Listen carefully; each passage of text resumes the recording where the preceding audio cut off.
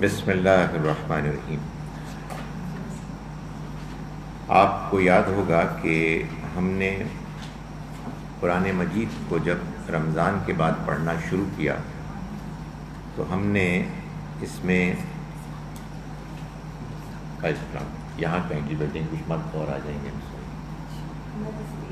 Thank you.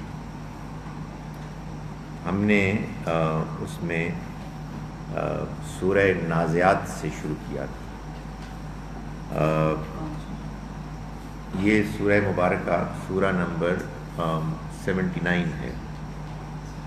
ہم نے اللہ کا شکر ہے کہ اگرچہ کہ وقفوں سے پڑھا مگر قرآن مجید مکمل کر لیا، اور اس کے بعد میں نے سورہ ملک سے دوبارہ آغاز کیا، یعنی دوبارہ سے مراد کیا، جب نئی کلاس ہوئی تو سورہ ملک سے شروع کیا۔ مجھے اب سورہ ملک ہی سے شروع کرنا ہے، اور میں یہ سوچ رہا تھا، اور یہ ہمیشہ میرے لیے ایک پرابلم ہوتی ہے کہ اگر آپ نے کوئی چیز کسی کو پہلے سے پڑھائی ہوئی ہو اور وہ آپ کو سامنے بیٹھا ہوا نظر آئے تو آپ ایک خاص قسم کی شرمندگی اور نروسنس محسوس کرتے ہیں۔ لیکن میرے ذہن میں یہ بھی خیال تھا کہ جب ہم نے قرآن مجید کو دوبارہ پڑھنا شروع کرنا ہے ایک مقام سے، تو یہ تو نہیں ہو سکتا کہ میں بیچ سے شروع کروں، تو میں نے درمیان کا راستہ یہ سوچا ہے کہ میں سورہ ملک سے ہی شروع کروں گا، لیکن ہم انشاءاللہ آج پوری سورہ مبارکہ پڑھ لیں گے۔ جنہوں نے اس کا پہلا حصہ یعنی آدھا حصہ پچھلی کلاس میں پڑھا ہوا ہے، امید ہے کہ وہ بھی کچھ نہ کچھ نئی چیز حاصل کر لیں گے۔ سورہ ملک سے میں کیوں قرآن مجید کو کے پڑھنے کا آغاز کر رہا ہوں، یہ بات میں آپ کو کئی مرتبہ بتا چکا ہوں کہ اللہ تعالیٰ نے قرآن مجید کو جس ترتیب سے ہم کو اب دیا ہے، یہ قرآن 7 سورتوں کے گروپس میں تقسیم ہے۔ اس میں جو گروپس کی تقسیم ہے، اس میں اس بات کا خیال رکھا گیا ہے کہ اس میں شروع میں مکی صورتیں ہوں اور آخر میں مدنی۔ سو یوں مکی اور مدنی صورتوں پر مشتمل قرآن مجید 7 صورتوں کے گروپس کا مجموعہ ہے۔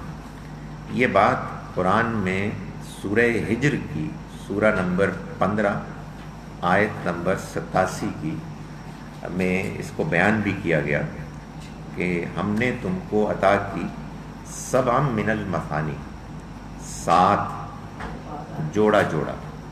سو یہ 7 گروپس ہیں، جن میں کا آخری گروپ سورہ ملک سے شروع ہوتا ہے اور سورہ ناس پر اس کی تکمیل ہوتی ہے۔ قرآن مجید میں جتنے بھی گروپس ہیں، اس میں اللہ تعالیٰ نے جو طریقہ اختیار کیا ہے وہ یہ ہے کہ نبی صلی اللہ علیہ وسلم کے دور نبوت میں جو مراحل آئے، ان مراحل میں جو ترتیب تھی، سورتوں کی ترتیب انہی کو ملحوظ رکھتی ہے۔ نبوت کے مشن میں سب سے پہلا دور تھا انذار کا دور، یعنی وارن کرنا۔ خاص طور پر آپ نے اپنے قریب کے لوگوں کو وارن کیا۔ اس کے بعد انذار عام کا دور، یعنی آپ کا خبردار کرنا تمام معاشرے کے لوگوں کے لیے ہو گیا۔ اس کے بعد اتمام حجت، مدینہ منورہ کی جانب ہجرت، یہ صورتوں میں اس کو نمایاں کیا گیا۔ یہ چاروں ادوار وہ ہیں کہ جو آپ کو ملیں گے مکی صورتوں میں۔ مدنی صورتوں میں 2 دور مزید اور ہیں، ان میں سے ایک ہے تزکیہ و تطہیر، یعنی نبی اکرم صلی اللہ علیہ وسلم کے جو ساتھی تھے ان کا تزکیہ کیا گیا، ان کو پاک کیا گیا، اور ساتھ ہی ساتھ وہ لوگ کے جو انکار کرنے والے تھے ان کو چھانٹ کر الگ کر دیا گیا۔ اور جو آخری دور ہے وہ عذاب ہے، آخری گروپ، 7واں گروپ، جس کا آغاز سورہ ملک سے ہوتا ہے۔ اس میں یہ تمام مراحل آ گئے، 6 کے 6 مراحل آ گئے۔ ان میں جو پہلا مرحلہ ہے یعنی انذار، خبردار کرنا، یہ ہے وہ کہ جو پہلی چند صورتوں میں ہم کو نظر آتا ہے۔ چنانچہ ہم آج آغاز کر رہے ہیں سورہ ملک سے۔ سورہ ملک کے ساتھ اگلی سورہ سورہ جن ہے۔ یہ دونوں صورتیں جوڑا ہیں، جیسا کہ میں نے گزارش کی کہ قرآن مجید کی اکثر صورتیں جوڑا جوڑا ہیں۔ سورہ ملک میں خبردار کیا گیا ہے قیامت کے بارے میں کہ اس زندگی کے بعد ایک اور زندگی آنے والی ہے جس کے لیے لوگوں کو تیار ہونا چاہیے۔ خاص طور پر قریش کے وہ لیڈرز کہ جن کو کہ براہ راست خطاب کیا گیا، ان کے بارے میں یہ کہا گیا کہ وہ تیار ہو جائیں۔ اگلی سورہ سورہ نون یا قلم وہ سورہ ہے کہ جس میں معلوم ہوتا ہے کہ اس عذاب سے خبردار کیا گیا بالخصوص تبارک الذی بیدہ الملک، بہت برکت والا، فیض جاری کرنے والا ہے وہ جس کے ہاتھ میں ساری بادشاہت ہے۔ وَهُوَ عَلَى كُلِّ شَيْءٍ قَدِيرٌ، اور وہ ہر چیز پر قدرت رکھتا ہے۔ یہ اصل میں اس حقیقت کا بیان ہے کہ جو ریالٹی ایک سنجیدگی سے اس دنیا کائنات کو دیکھنے والے شخص کے اوپر واضح ہو جاتی ہے کہ وہ کہ جس نے اس کو پیدا کیا، اس کائنات کو، جس کے ہاتھ میں اس کی بادشاہت ہے، اس کی باغ ڈور ہے، وہ ہر چیز پر قدرت رکھنے والا ہے۔ الذی خلق الموت والحیات، وہ کہ جس نے پیدا کیا موت کو اور زندگی کو، لیبلوکم ایکم احسن عملا، تاکہ وہ تمہیں آزمائے کہ تم میں سے کون ہیں کہ جو اچھا عمل کرنے والے ہیں۔ یعنی یہ اس کے خیر رساں ہونے کا ایک پہلو ہے۔ اس کائنات میں جو کچھ بھی نظر آتا ہے اس کے اندر کوئی مقصد، حکمت، اس کے پیچھے کوئی مصلحت نظر آتی ہے۔ اس وجہ سے اس کا کوئی امکان نہیں ہے کہ یہ دنیا کی زندگی کے جس کو ہم بسر کر رہے ہیں یہ کوئی مقصد نہ رکھتی ہو، اس کا کوئی میننگ فل انجام نہ ہو، بلکہ یہ شروع ہو اور اس کے بعد الٹپ طریقے سے ختم ہو جائے اور کچھ معلوم نہ ہو کہ اس میں جو کچھ ہوا اس کا نتیجہ کیا نکلے گا۔ تو اللہ تعالیٰ نے فرمایا کہ وہ ہے کہ جس نے پیدا کیا موت کو اور زندگی کو اس لیے کہ وہ تم کو آزمائے کہ تم میں سے کون ہے کہ جو اچھا عمل کرنے والے ہیں۔ وَهُوَ الْعَزِيزُ الْغَفُورُ، اور وہ زبردست ہے، بہت معاف کرنے والا ہے۔ زبردست ہے یعنی ان لوگوں کے لیے کہ جو اس دنیا میں دھاندلی مچاتے ہیں اور پھر اپنے اصلاح کے لیے آمادہ نہیں ہوتے، ان کو سزا دینے کے معاملے میں وہ بہت زور آور اور بہت زبردست ہے۔ اور وہ لوگ کہ جو صحیح رویہ اختیار کرتے ہیں اور اس کی طرف اپنی غلطیوں کے بعد رجوع کرتے ہیں، وہ ان کو معاف کرنے والا ہے۔ الذی خلق سبع سماوات طباقا، وہ ذات کہ جس نے 7 آسمان پیدا کیے، بنائے تہ بتہ، یعنی اس نے یہ عظیم کائنات بنائی، اور اس میں انسان جب اپنی نگاہ اٹھا کے دیکھتا ہے تو اسے محسوس ہوتا ہے کہ اس کے اوپر آسمان ہیں، اور اللہ نے بتایا کہ یہ آسمان پھر ایک نہیں بلکہ 7 ہیں تہ بتہ۔ ما تری فی خلق الرحمن من تفاوت، تم رحمان کی تخلیق میں کوئی تفاوت، کوئی خامی، کوئی نقص نہیں دیکھو گے۔ یعنی تم یہ نہیں پاؤ گے کہ یہ ایک ایسا اشیاء کا کھنڈر ہے کہ جس میں کوئی ترتیب نہیں، کوئی مقصدیت نہیں، بلکہ تم یہ دیکھو گے کہ رحمان، خدائے رحمان جس نے اپنی رحمت سے، مہربانی سے زندگی کو وجود بخشا، اس نے دنیا کو ایسے بنایا ہے کہ اس میں کوئی خامی نہیں ہے۔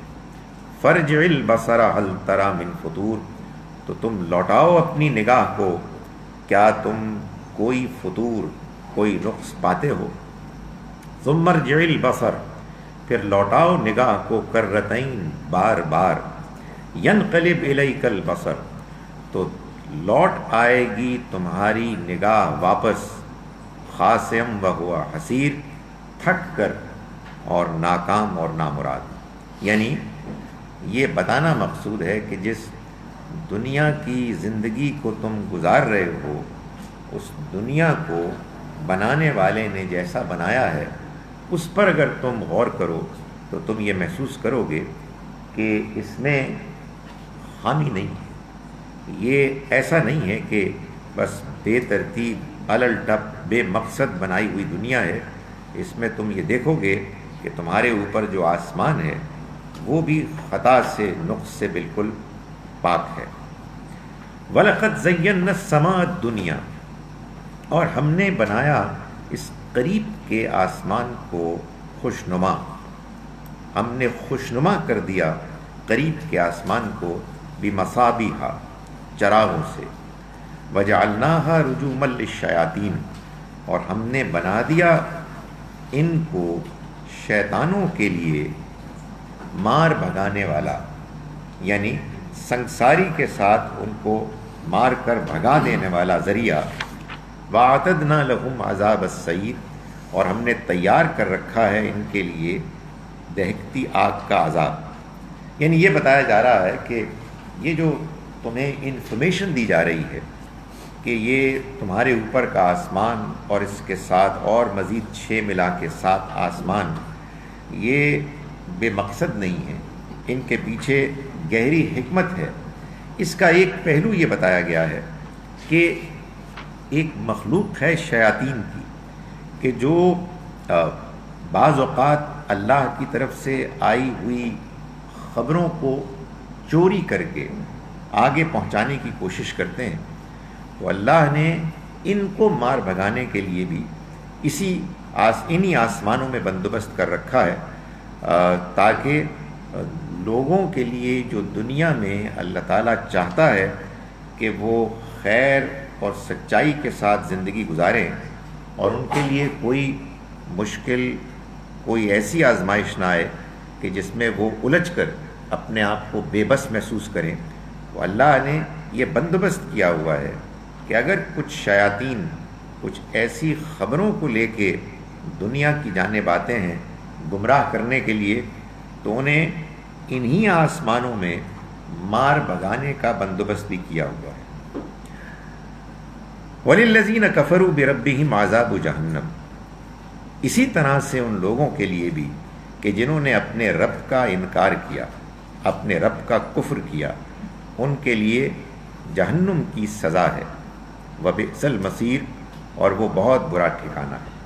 یعنی یہ بتایا جا رہا ہے کہ جیسے دنیا میں اللہ تعالیٰ نے ابھی بھی یہ بندوبست کر رکھا ہے کہ اگر کچھ لوگ، کچھ مخلوقات اس کے بتائے ہوئے قانون کی خلاف ورزی کرتے ہیں تو اللہ کی طرف سے ان کے اوپر سزا کا کوڑا برستا ہے، بالکل اسی طرح سے اس نے یہ طے کیا ہوا ہے کہ دنیا کی زندگی کی آزمائش میں اگر کچھ لوگوں نے جان بوجھ کر اپنے رب کا کفر کیا، جس زمانے میں قرآن نازل ہو رہا تھا اس زمانے میں اللہ کا انکار کرنے والے لوگ موجود نہیں تھے۔ یعنی یہ تو آج کے پڑھے لکھے لوگ کہتے ہیں کہ کوئی خدا نہیں۔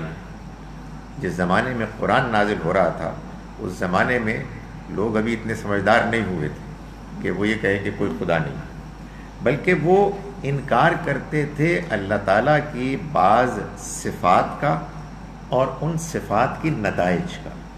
یعنی وہ انکار کرتے تھے آخرت کا، کہ موت کے بعد کوئی زندگی ہوگی نہیں ہوگی، ہوگی بھی تو کوئی مسئلہ نہیں ہوگا، ہمارے لیے وہاں کوئی مشکل نہیں ہوگی۔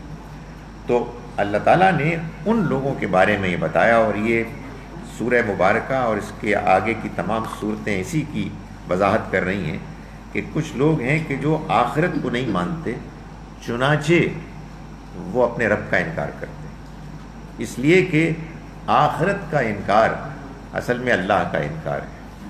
اللہ کو ماننا، ایسے اللہ کو ماننا کہ جو موت کے بعد دوبارہ لوگوں کو نہیں اٹھائے گا اور حساب کتاب کے بعد ان کے انجام کا فیصلہ نہیں کرے گا، اللہ تعالیٰ ایسے ماننے کو انکار سمجھتا ہے۔ تو فرمایا کہ جن لوگوں نے اپنے رب کا کفر کیا ان کے لیے جہنم کا عذاب ہے اور وہ بہت برا ٹھکانہ ہے۔ اذا القوا فیہا، جب وہ اس میں ڈالے جائیں گے، سمعوا لہا شہیقا، تو وہ سنیں گے اس کا دہاڑنا، وہی تفور، اور وہ ابل رہی ہوگی، یعنی اس کا حال یہ ہوگا کہ جب لوگ اس میں ڈالے جائیں گے تو اس میں سے آوازیں آ رہی ہوں گی، ان لوگوں کی بھی جو پہلے سے موجود ہوں گے، اور ظاہر ہے کہ اس میں جو سزا ہوگی، جو آگ ہوگی، اس کی بھی آواز ہوگی۔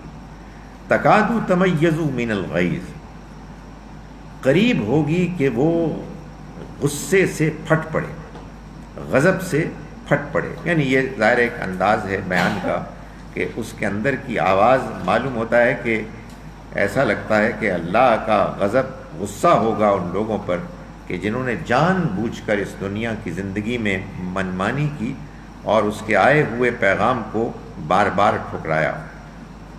کلما القی فیہا فوج، جب اس میں کوئی فوج، کوئی گروہ ڈالا جائے گا، سألہم خزنتہا، تو اس سے پوچھیں گے اس کے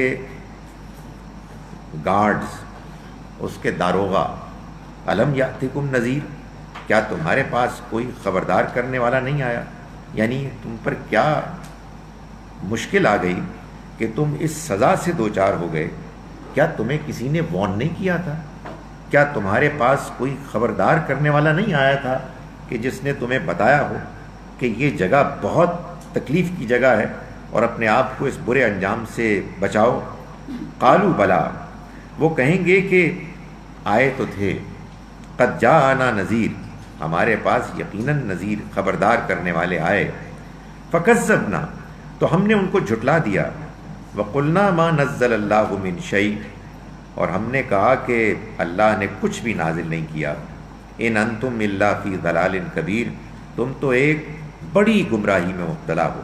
یعنی بجائے اس کے کہ ہم ان کی بات کو مانتے، ہم الٹا انہی کو گمراہی میں مبتلا قرار دینے لگے۔ وقالوا لو كنا نسمع او نعقل، اور وہ کہیں گے کہ اگر ہم سنتے اور عقل سے کام لیتے، ما كنا فی اصحاب السعیر، تو ہم آگ والوں میں سے نہ ہوتے۔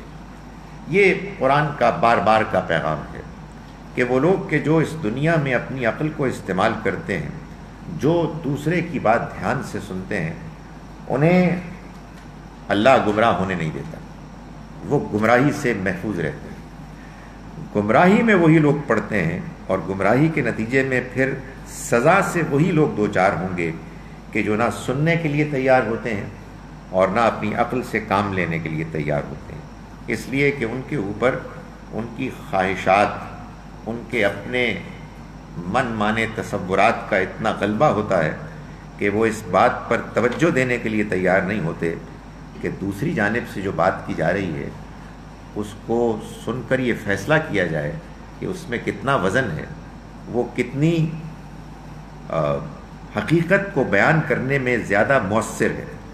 تو وہ اعتراف کریں گے اس بات کا کہ اگر ہم سنتے اور عقل سے کام لیتے تو ہم آگ والوں میں سے نہ ہوتے۔ فاعترفوا بذنبہم، تو وہ اعتراف کر لیں گے اپنے گناہ کا۔ فسحقا لاصحاب السعیر، تو برا ہو، لعنت ہو آگ والوں پر۔ ان الذین یخشون ربہم بالغیب،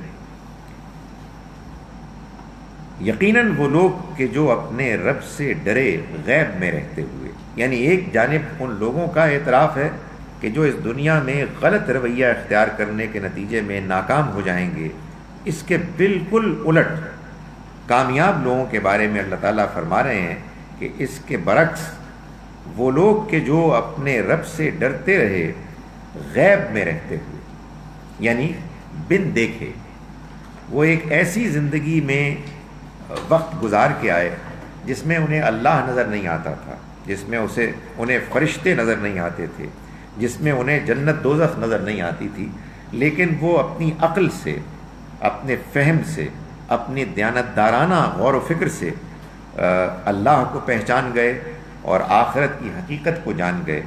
فرمایا کہ وہ لوگ کہ جنہوں نے جو اپنے رب سے ڈرے، غیب میں رہتے ہوئے بن دیکھے، ان کے لیے مغفرت بھی ہے اور بڑا اجر بھی ہوگا۔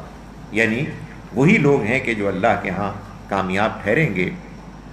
وَأَسِرُّوا قَوْلَكُمْ أَوِ اجْهَرُوا بِهِ، اور تم اپنی بات کو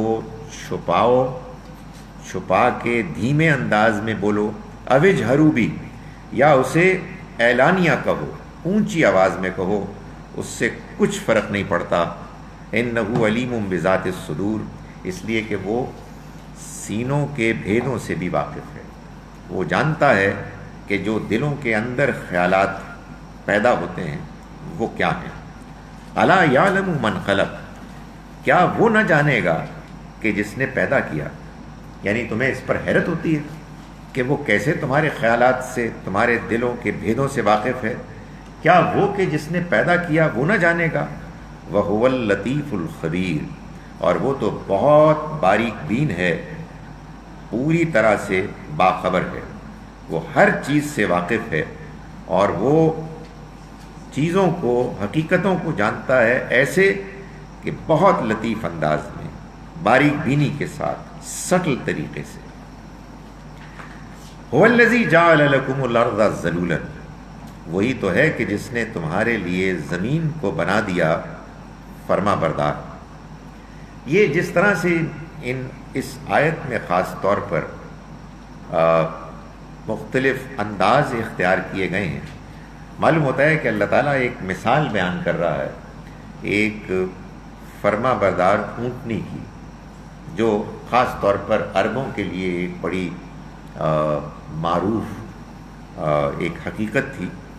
وہ اس پر سواری کرتے، وہ ان کے اور مختلف معاملات میں کام آنے والا اللہ کا بنایا ہوا ایک جانور تھا، اور اس کے وہ تفصیلات سے واقف تھے۔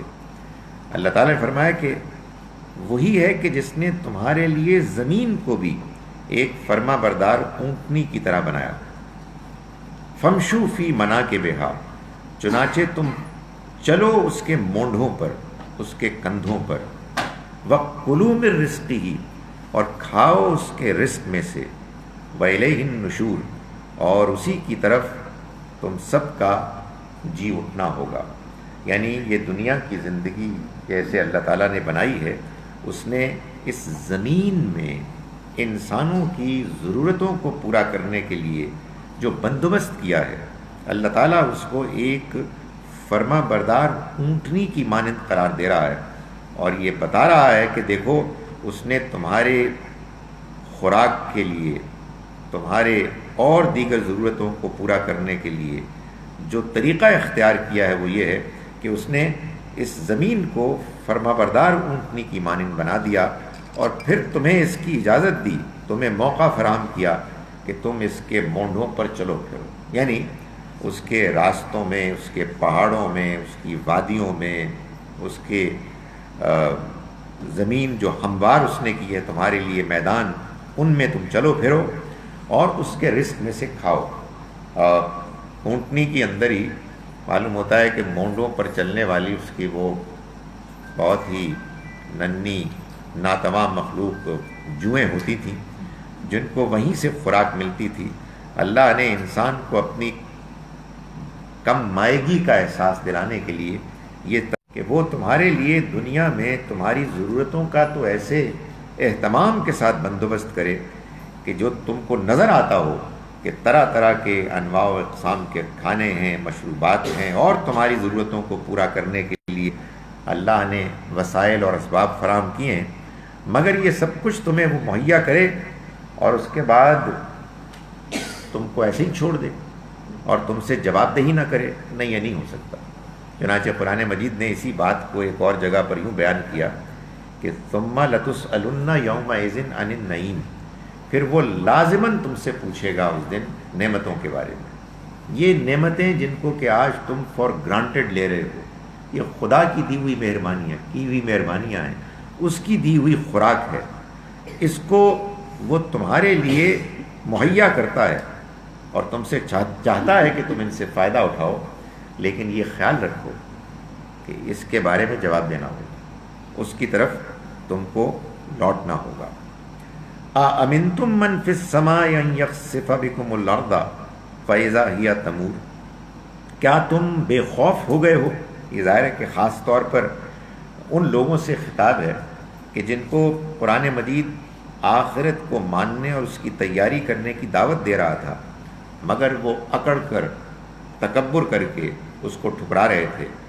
وہ قریش کے لیڈرز کہ جن کو یہ خیال ہوتا تھا کہ دنیاوی لحاظ سے ہم سے کمتر مقام رکھنے والے انسان کے پاس اللہ کا یہ پیغام کیسے آ سکتا ہے، تو وہ اپنے اس غرور اور اکڑ میں اللہ کی طرف سے آئی ہوئی دعوت کو ٹھکرا رہے تھے۔ تو فرمایا کہ أَأَمِنْتُمْ مَنْ فِي السَّمَاءِ، کیا تم بے خوف ہو گئے ہو اس سے کہ جو آسمان میں، أَنْ يَخْسِفَ بِكُمُ الْأَرْضَ، کہ وہ تمہیں زمین میں دھسا دے، فَإِذَا هِيَ تَمُورُ، پھر تم دیکھو کہ وہ دوڑ پڑی، یعنی وہ بے قابو ہو گئی ہے۔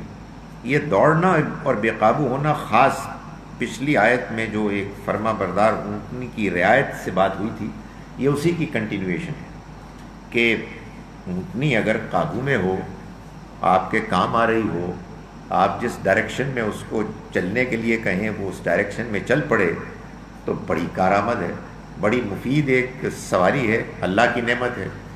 وہی آپ کے کنٹرول سے باہر ہو جائے اور دوڑ پڑے تو نہ آپ کے قابو میں اور نہ آپ کے لیے کوئی آسانی فراہم کرے۔ تو فرمایا کہ یہ جو دنیا کی زندگی میں تمہیں زمین میں اسباب و وسائل اپنے جینے کے لیے ملے ہوئے ہیں، یہ خدا نے اصل میں اس اونٹنی کو تمہارے قابو میں کیا ہوا ہے۔ تم کیا اس سے بے خوف ہو گئے ہو کہ وہ جو آسمان میں ہے، اگر وہ تمہارے ان انکار کے رویوں، نالائقیوں اور ضد ہٹ دھرمیوں کی وجہ سے تمہیں زمین میں دھسا دے تو کچھ کر سکتے ہو تم؟ جب وہ ایسا کرے تو زمین نکل کے بھاگ پڑے۔ ام امنتم من فی السماء، یا تم بے خوف ہو مانی ہے کہ اس نے ہمارے لیے ان کو سازگار کیا ہوا ہے، ہماری ضرورت کو پورا کرنے کے لیے اس نے یہ بندوبست کیا ہے، لیکن تمہیں کیا چیز اس بات سے بے خوف کرتی ہے کہ وہی اللہ جو آج تم پر مہربان ہے، تمہاری بار بار کی نالائقیوں کے بعد تمہارے اوپر اسی آسمان سے انہی ہواؤں کے ذریعے سے بارش کی جگہ پتھروں کی بارش کر دے۔ فَسَتَعْلَمُونَ كَيْفَ نَذِيرٌ، پھر تمہیں معلوم ہو کہ میری تنبیہ کیسی ہے، پھر تمہیں معلوم ہو کہ یہ جو ہم تمہیں خبردار کر رہے ہیں، یہ خبردار کرنا محض کوئی ڈراوا، کوئی ڈھکوسلا نہیں ہے۔ وَلَقَدْ كَذَّبَ الَّذِينَ مِن قَبْلِهِمْ، اور یقیناً جھٹلایا ان لوگوں نے کہ جو ان سے پہلے ہو گزرے۔ فَكَيْفَ كَانَ نَكِيرٌ، تو پھر کیسی ہوئی میری پکڑ، کیسی ہوئی میری پھٹکار۔ یعنی مطلب یہ ہے کہ جن لوگوں کو ابھی خبردار کیا جا رہا ہے، یہ قریش کے، مکے کے لیڈر، یہ تو جانتے ہیں کہ ان سے پہلے اور بہت سی قومیں آئیں، قوم نوح، قوم عاد، قوم سمود، قوم شعیب، قوم لوط، جو بہت کھاتے پیتے تھے، زندگی میں بہت آسانیاں ان کو حاصل تھیں تمہاری ہی طرح، لیکن اللہ کے رسولوں کا جب ان قوموں نے انکار کیا تو اللہ کا عذاب ان پر آ گیا۔ تو کیا تم اس بات سے خبردار نہیں ہوگے؟ تمہیں معلوم نہیں ہے کہ ہماری وہ پھٹکار ان پر جب پڑی تو کیسی تھی؟ تم اپنے آپ کو اس سے کیسے محسوس کرتے ہو؟ اولم یروا الی الطیر فوقہم، کیا انہوں نے نہیں دیکھا پرندوں کو، فوقہم جو ان کے سروں کے اوپر ہیں، صافات ویقبضن، وہ پر پھیلائے ہوئے بھی ہوتے ہیں اور اسی طرح سے ان کو سمیٹ بھی لیتے ہیں۔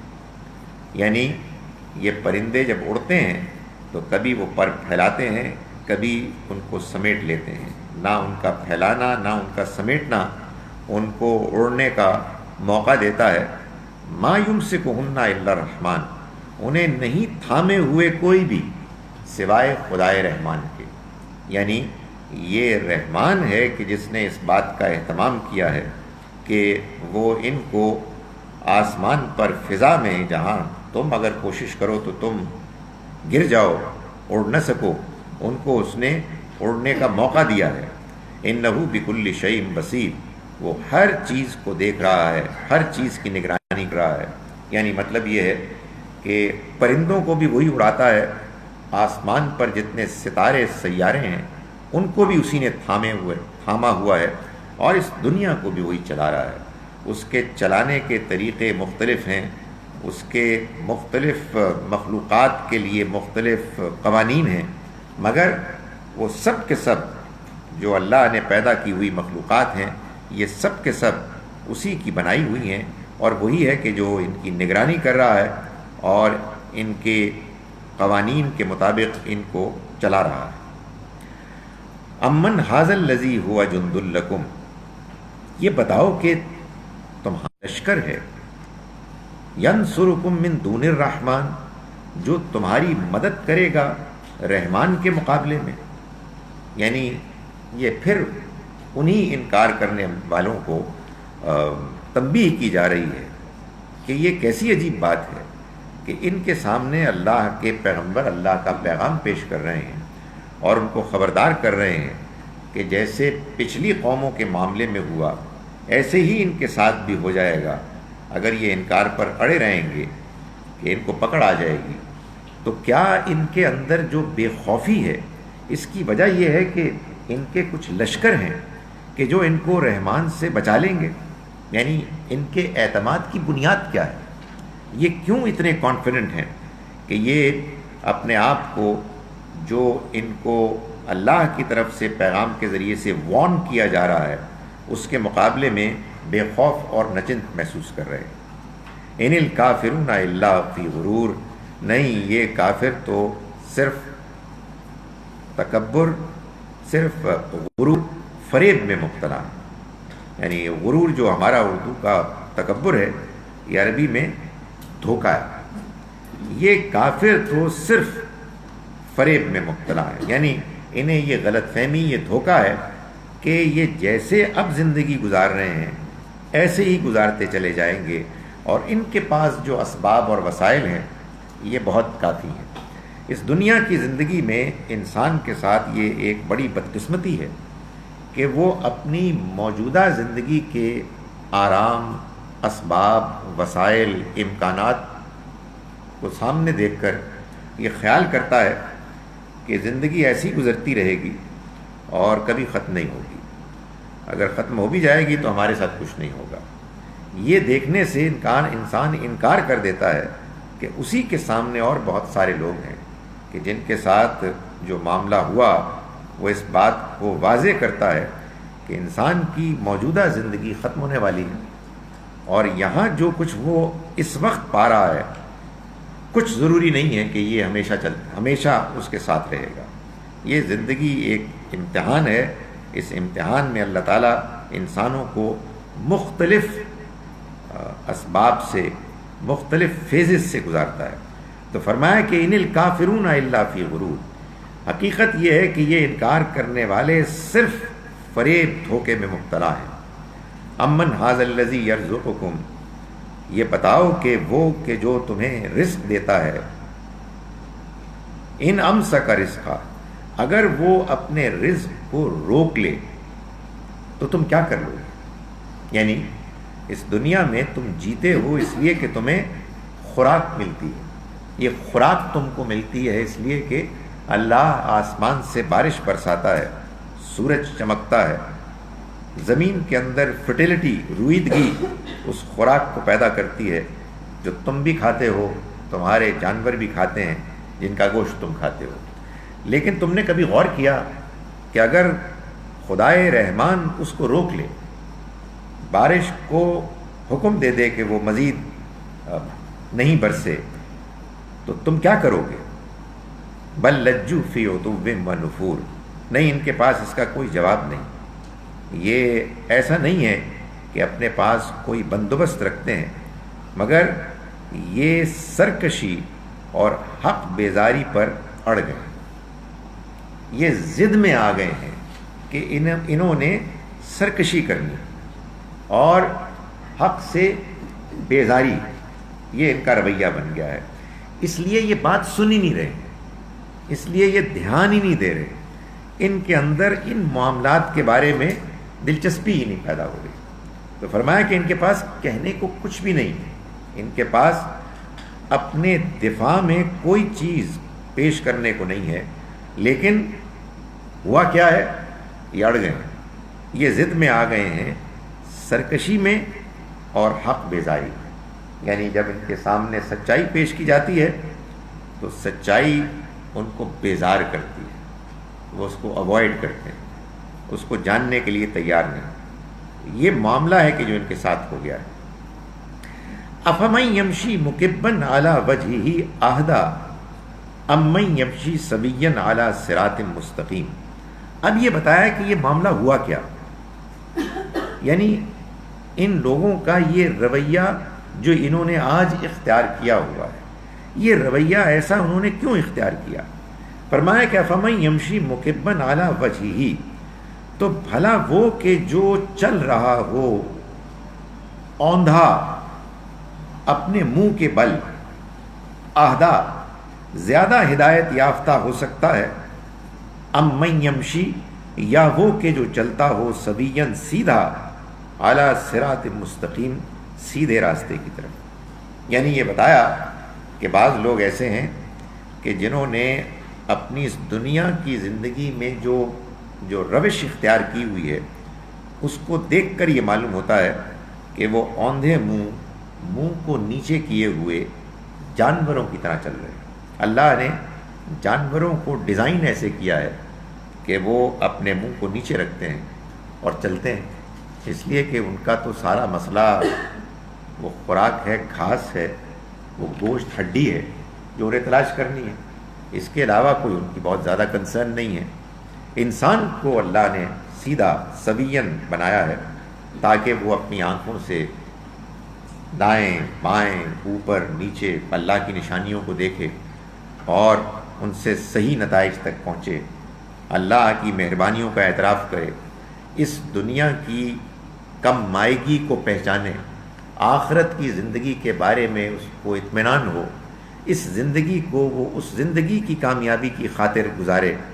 لیکن یہ تو وہی کرے گا نا کہ جو اپنی اللہ کی بنائی ہوئی جو تخلیق میں ڈیزائن ہے، اس ڈیزائن کے مطابق وہ اپنا رویہ اختیار کرے گا، یعنی سویاً سیدھا اعلیٰ صراط مستقیم.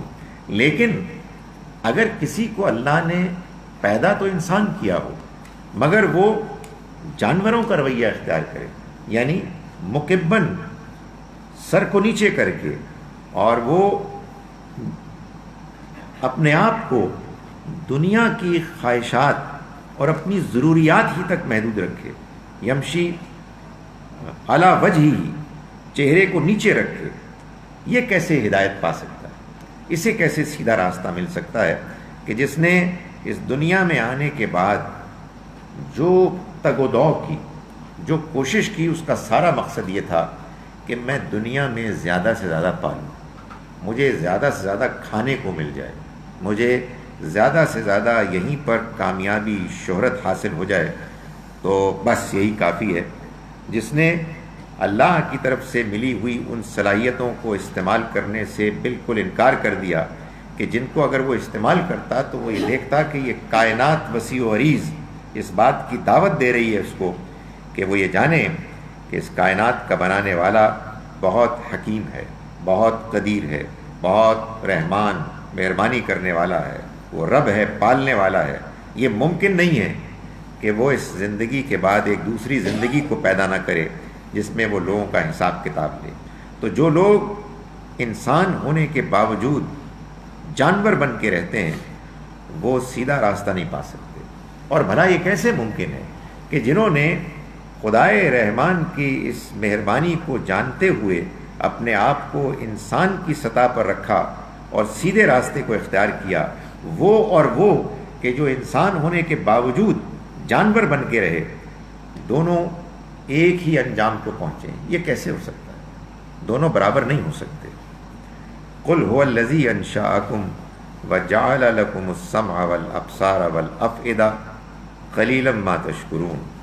آپ کہہ دیجئے کہ وہی تو ہے کہ جس نے تمہیں پیدا کیا، اٹھایا، وجعل لکم السمع والابصار والافئدہ، اور اس نے تمہیں کان، آنکھیں اور دل دیے تاکہ تم ان کو استعمال کرو، اور تاکہ تم اس دنیا پر غور کر کے اپنے وجود اور اس دنیا کے بنائے جانے کی حقیقت کو جانو.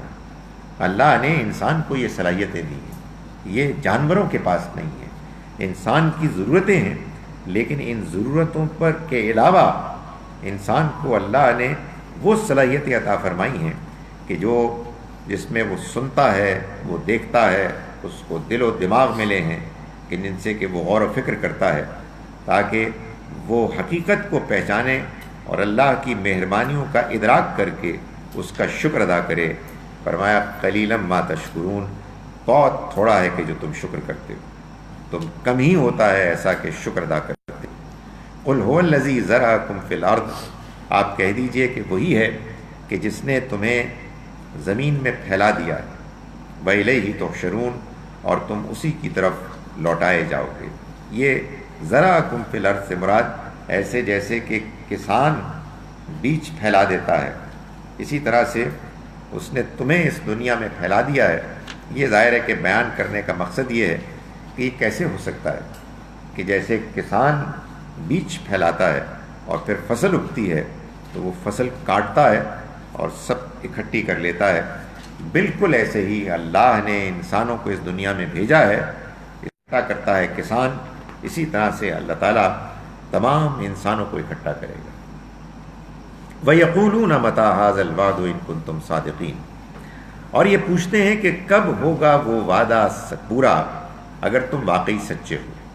یہ سوال کفار کیا کرتے تھے. آخرت کے بارے میں قرآن کی پوری دعوت کے جواب میں جو ایک سوال وہ بار بار کرتے وہ یہ ہوتا کہ بھائی یہ وعدہ پورا کب ہو؟ آپ ہمیں ڈرا رہے ہیں، آپ ہمیں خبردار کر رہے ہیں، یہ بھی کہتے ہیں کہ ایک قیامت ہوگی، اور یہ بھی کہتے ہیں کہ ہم کو تو دنیا ہی میں عذاب آ جائے گا. ہوتا ہوا تھا تو کچھ بھی نہیں ہے، ٹھیک ہی چل رہے ہیں، زندگی اچھی گزر رہی ہے، آپ اپنا وقت لگا رہے ہیں، ہم کہتے ہیں آپ اپنا وقت ضائع کر رہے ہیں، کچھ نہیں ہونا. کب ہوگا؟ یا تو یہ بتائیں نا کہ اس کا ایک وقت آپ ہمیں دیں تاکہ ہم اس کا انتظار کریں، ورنہ آخر کب تک انتظار کریں. سو یہ وہ بار بار شور مچاتے تھے اور یہ کہتے تھے کہ یہ بتائیں یہ وعدہ کب پورا ہوگا اگر تم واقعی سچے ہو اپنے اس دعوے میں کہ موت کے بعد ایک اور زندگی ہے. قل انما العلم عند اللہ، آپ ان سے کہہ دیجئے کہ اس کا علم تو صرف اللہ کے پاس ہے. وَإِنَّمَا أَنَا نَذِيرٌ مُبِينٌ، اور میں تو صرف خبردار کرنے والا ہوں کھلا کھلا. قرآن مجید نے بعض اوقات اس سوال کو بیان کر کے یہ کہا ہے کہ یہ ایک بالکل بیکار سوال ہے، اس کا جواب دینے کی بھی کوئی ضرورت نہیں، اور بعض اوقات اس کے بارے میں یہ بتایا ہے ان لوگوں کو سمجھانے کے لیے کہ جن کے ذہن میں اس سوال کے اٹھانے کے نتیجے میں کوئی خیال، کوئی غلط فہمی پیدا ہو جائے، کہ بات یہ ہے کہ دنیا میں کب ایسا ہوتا ہے کہ آپ کو ان حقیقتوں کے بارے میں کہ جن کے ہونے میں کوئی شبہ نہیں ہوتا یہ معلوم ہو جاتا ہے کہ ان کا وقت لازماً یہ، یعنی ایک چیز آتی ہے، نمودار ہوتی ہے، یہ نہیں معلوم ہوتا کہ اس کا نمودار ہونے کا وقت ایگزیکٹلی کیا ہے، لیکن اس کے باوجود اس کے آثار سے یہ بات معلوم ہو جاتی ہے کہ اس کو آنا ہے. اس دنیا میں انسانی بچے جیسے آتے ہیں اس میں یہی معاملہ ہوتا ہے. یہ تو کوئی نہیں بتا سکتا کہ عین کیا وقت ہے کہ جس میں اس کو آنا ہے، لیکن جب آنا ٹھہر جاتا ہے، طے ہو جاتا ہے، تو سب جانتے ہیں کہ ایک بچے کو اب اس دنیا میں آنا ہے. اسی طرح سے اللہ تعالیٰ یہ فرماتے ہیں کہ یہ دنیا کی زندگی عارضی ہے، یہ زندگی ختم ہونے والی ہے. اس دنیا کی تمام معاملات کا ڈیزائن یہ بتا رہا ہے. انسان کا پیدا ہونا، پیدا ہونے کے بعد پلنا بڑھنا، جوان ہونا، بوڑھا ہونا، پھر مر جانا، یہ بتا رہا ہے کہ اس کو ایک مرتبہ دوبارہ اٹھنا ہے. انسان کو اس دنیا میں اللہ نے جو صلاحیتیں دی ہیں ان صلاحیتوں کا بعض لوگوں کا ٹھیک اور بعض کا غلط استعمال کرنا اپنے اختیار سے اس بات کا تقاضا کر رہا ہے کہ اللہ تعالیٰ انسانوں کے اس صحیح اور غلط اختیار کے استعمال پر ان کو جواب دہ ٹھہرائیں۔ یہ جواب دہی، یہ حساب کتاب لازماً ہونا ہے، لیکن کب ہونا ہے اس کا وقت صرف اللہ کو معلوم ہے۔ اے پیغمبر، آپ تو اس کے صرف خبردار کرنے والے بنا کر بھیجے گئے ہیں۔ فلما رأوہ زلفۃ سیئت وجوہ الذین کفروا، پھر جب وہ دیکھ لیں گے اس کو قریب اپنے سامنے تو بگڑ جائیں گے چہرے ان کے کہ جنہوں نے انکار کیا۔ یعنی آج تو یہ اس کا مذاق اڑا رہے ہیں، لیکن جب وہ وقت ان کے سامنے آ جائے گا تو پھر وہ لوگ کہ جو اس کا انکار کر رہے ہیں ان کے چہرے اس کو دیکھ کے بگڑ جائیں گے۔ وقیل ھذا الذی کنتم بہ تدعون، اور کہا جائے گا کہ یہ ہے وہ کہ جس کا تم تقاضا کرتے تھے، یہ ہے وہ دن، یہ ہے وہ واقعہ کہ جس کے بارے میں تم فرمائش کرتے تھے۔ قل ارأیتم ان اہلکنی اللہ ومن معی او رحمنا، آپ ان سے کہیے کہ ذرا دیکھو کہ اگر مجھے اللہ ہلاک کر دے اور ان کو بھی کہ جو میرے ساتھی ہیں، او رحمنا، یا وہ ہم پر رحم فرمائے، تو اس سے کیا فرق پڑتا ہے؟ اس سے تمہارے انجام کے معاملے میں کیا کوئی مختلف امکان پیدا ہو سکتا ہے؟ فمن یجیر الکافرین من عذاب علیم، تو بھلا یہ بتاؤ کہ انکار کرنے والوں کو کون دردناک عذاب سے بچا سکتا ہے؟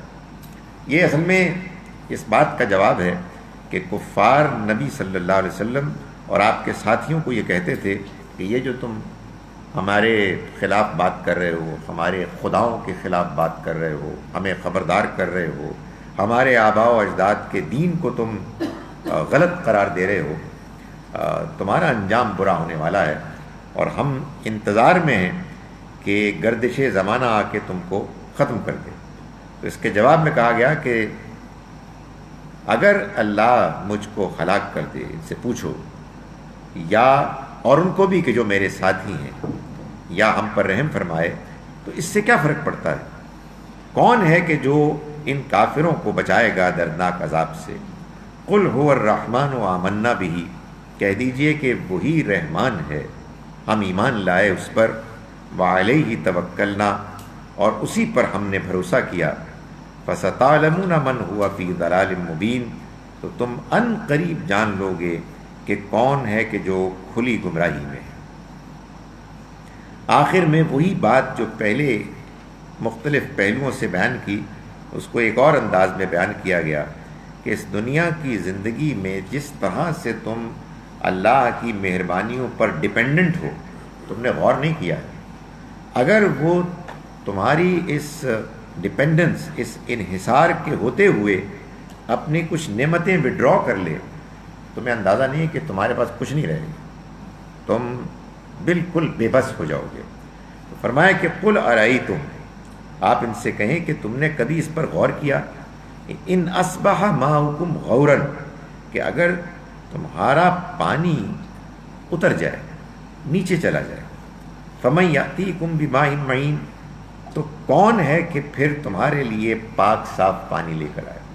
یعنی آج تمہیں بارش ملتی ہے، تم اس کے پانی سے فائدہ اٹھاتے ہو، وہ تمہاری زمین میں جو پانی کی سطح ہے اس کو بھی بلند کر دیتا ہے، تم اس کو نکالتے ہو اور تمہاری نہروں میں بھی آ جاتا ہے، تم اور طریقے اختیار کر لیتے ہو، لیکن اگر وہ پانی بارش کو آنے سے روک دے اور خشک سالی ہو جائے، تو پھر تم نے کبھی غور کیا ہے کہ تمہارے لیے کون ہے اور خدائے رحمان کے علاوہ جو پانی کا بندوبست کرے گا اور تمہاری زندگی کو تمہارے لیے ممکن بنائے گا؟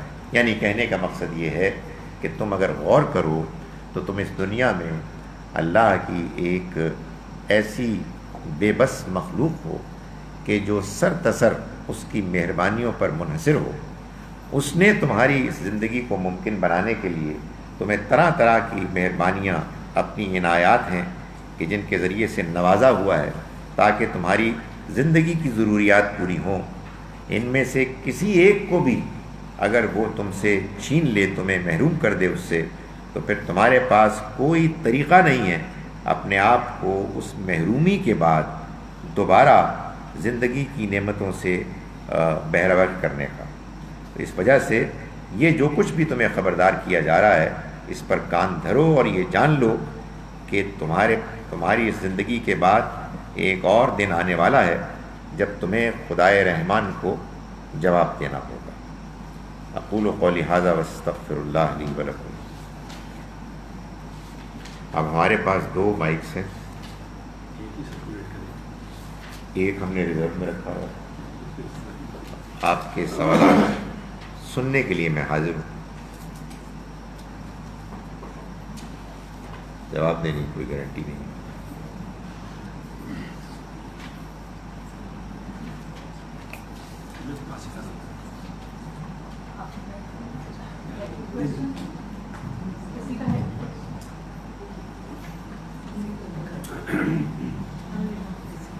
سر میں نے یہ پوچھنا ہے کہ جو لوگ زیادہ ایسٹرو فزکس اور یہ وہ پڑھ لیتے ہیں تو بھی وہ ایتھیزم کی طرف چلتے ہیں، جو اسپیس اور اس کے بارے میں جانتے ہیں اور پھر وہ کہتے ہیں کہ 7 آسمان تو ہیں نہیں اور یہ لوگ، اس کے بارے میں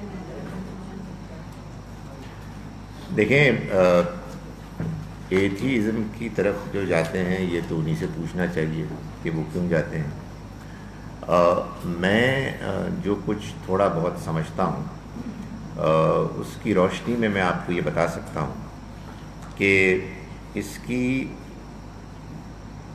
3 وجوہات ہیں۔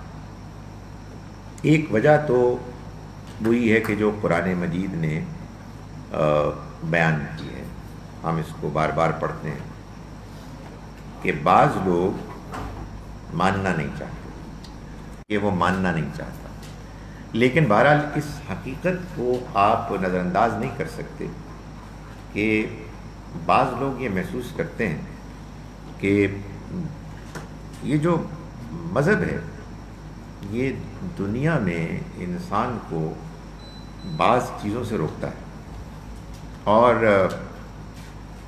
وہ یہ ہم کو بتاتا ہے کہ دنیا ختم ہو جائے گی تو ایک اور زندگی آئے گی۔ اس کو ماننے کے نتیجے میں تو وہ پتہ نہیں آتی ہے کہ نہیں آتی، یہ زندگی برباد کر دیتے ہیں لوگ۔ تو بہتر یہ ہے کہ ان چیزوں پر نظر کرو کہ جو چیزیں ہمارے سامنے نکلے، تو یہ بڑی اچھی بڑی خدمت ہے۔ اسی میں شامل سمجھتا ہوں اس چیز کو کہ جو ہماری موجودہ سائنس کے پس منظر میں جو ایک ذہن پیدا ہوا مذہب بیزاری کا، وہ اصل میں اس لیے پیدا ہوا کہ سائنس کی موجودہ جو کامیابی ہے اس سے پہلے ایک تاریک دور تھا یورپ میں، جس میں اہل مذہب اہل کلیسا نے بادشاہوں کے ساتھ مل کر لوگوں کی سوچ پر، دنیا کے بارے میں غور و فکر پر، سائنسی ایجادات پر، سائنسی نظریات پر اور فلسفے پر پابندیاں لگائیں اور زیادتیاں کی۔ وہ ایک طویل دور تھا جس نے اتنا ایک برا امپریشن کریٹ کیا لوگوں کے ذہنوں میں کہ جب بالآخر لوگوں کو آزادی حاصل ہوئی، وہ دور آیا کہ جس میں فکر کی آزادی، اظہار رائے کی آزادی، جمہوریت، سائنس، فلسفہ، ان کو پنپنے کا موقع ملا تھا۔ تو پھر اس نئے دور میں انہیرنٹ تھا مذہب سے ایک چڑ اور بغاوت، یہ چیز موجود تھی۔ چنانچہ یہ بات سمجھی جاتی ہے کہ جس کو آپ مذہب کہتے ہیں یہ لوگوں کے کوئی ذاتی مسائل تو ہو سکتا ہے حل کرتا ہو، اور ہمیں کوئی اس میں پرابلم بھی نہیں ہے اگر کوئی مسجد جائے یا کوئی مندر جائے یا کوئی گرجے جائے، لیکن دنیا کی زندگی سے اس کا کوئی تعلق نہیں ہونا چاہیے. سو ایک اعتماد ہے لوگوں کو. ظاہر ہے سائنس نے ترقی بھی بہت کی ہے اور سائنس میں بہت سی چیزیں ایسی دریافت ہوئی ہیں کہ جو حیرت انگیز ہیں. ہم خود سب اس سے مستفید ہو رہے ہیں. تو ایک مروبیت بھی ہے. یہ ایک پوائنٹ ہے. اسی سے ملتا جلتا دوسرا پوائنٹ یہ ہے کہ وہ تو ہے مروبیت. دوسرا یہ ہے کہ اہل مذہب کی پرفارمنس بہت پور ہے, اس میں کوئی شک ہی نہیں ہے.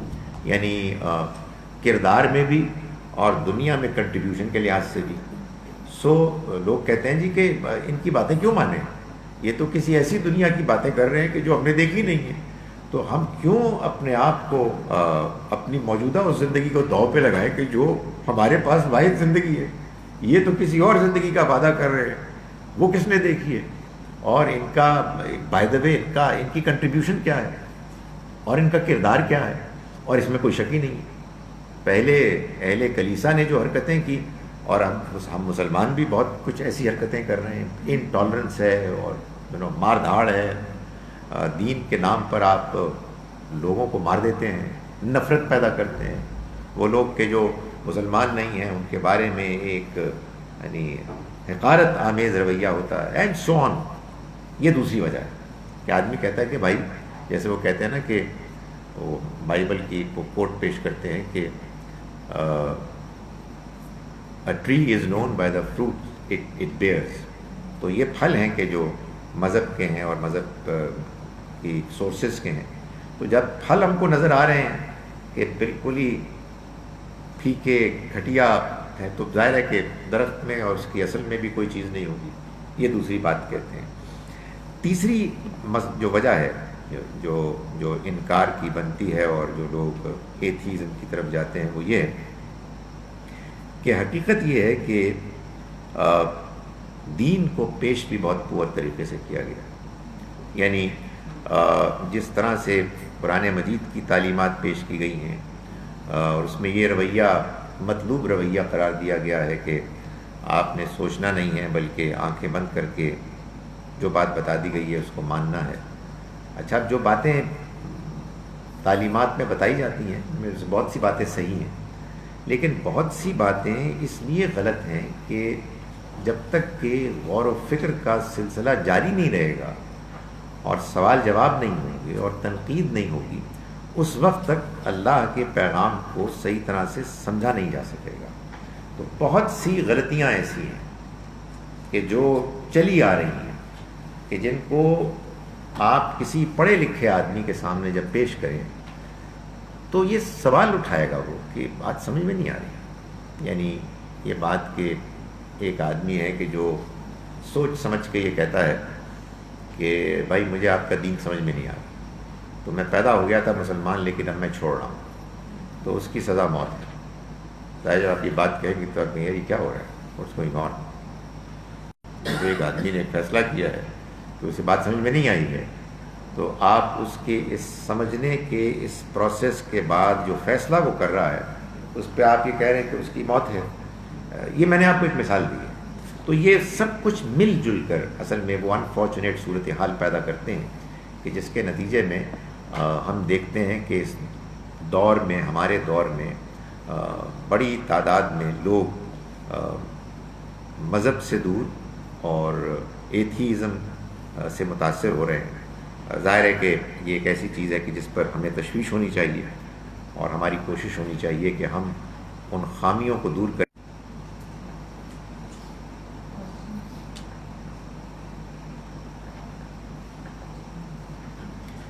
Could you please elaborate on the concept of آسمان؟ آسمان جو قرآن میں بتایا جاتا ہے وہ وہی آسمان ہے جو آپ دیکھتے ہیں. قرآن سائنس کی کتاب نہیں ہے, قرآن ہدایت کی کتاب ہے کہ جو انسانوں کو مشاہدے کی دعوت دے رہی ہے. قرآن مجید میں جو زبان استعمال کی ہے وہ وہی زبان ہے کہ جو میری اور آپ کی زبان ہے. ارے عربی میں ہے تو ظاہر ہے کہ عربوں کی زبان ہے. اس میں کوئی سائنس بیان نہیں ہوتی. میں صرف سمجھانے کے لیے ایک مثال دے کے آپ کو بتا رہا ہوں کہ آج سائنس نے مثال کے طور پر یہ انکشاف کر دیا نا کہ سورج زمین کے گرد نہیں گھومتا, اور یہ کہ سورج نہیں ڈوبتا, لیکن اخبارات میں تو آج بھی لکھا ہوا ہے سن سیٹ اینڈ سن رائز. یہ زبان ہے. زبان سائنس نہیں ہوتی. سائنس اپنی بات کرتی ہے اور زبان میں آپ اپنی بات کو بیان کرتے ہیں اپنے انداز میں، جس کو اگر کوئی سائنسدان پکڑ کے یہ کہے کہ یہ زبان غلط ہے تو زبان والوں کو چاہیے کہ اس کا مذاق اڑائیں کہ آپ کو زبان کا پتہ ہی نہیں. زبان میں جب آپ الفاظ استعمال کرتے ہیں تو آپ اپنی بات کو بیان کرنے کے لیے وہ اسلوب اختیار کرتے ہیں جن کو لوگ سمجھتے ہیں. اگر آپ نے سائنس کی حقیقتوں کو زبان میں داخل کرنا ہے تو پھر آپ کوئی بڑے شاعر بنیں، کوئی بڑے ادیب بنیں، تاکہ آپ کا انداز بیان بھی زبان میں مقبول عام حاصل کر لیں. جی ہم لوگ اکثر سنتے ہیں اور لوگ کہتے ہیں کہ سورہ ملک جو ہے رات کو سونے سے پہلے پڑھیں، یا سورہ قاف جو ہے دن سے ضرور پڑھیں. I think I've never had this clarification کہ what is یہ صحیح ہے کہ روزانہ رات کو سارے سورہ ضرور پڑھیں تو اس میں ملتی ہے سورہ قاف پڑھیں. So what is دیکھیں، میں آپ کو 2-3 چیزیں بتا سکتا ہوں. ایک بات تو یہ کہ جب حدیثوں کی تحقیق ہو رہی تھی تو اس زمانے میں بعض لوگ یہ مشہور کر رہے تھے کہ فلاں سورت کو پڑھنے کا اتنا ثواب ہے اور فلاں کے پڑھنے کا اتنا اجر ہے. تو ہمارے بعض محدثین نے کہ جو تحقیق کر رہے تھے ان میں سے ایک شخص کو بالآخر ٹریس کر کے پکڑ لیا.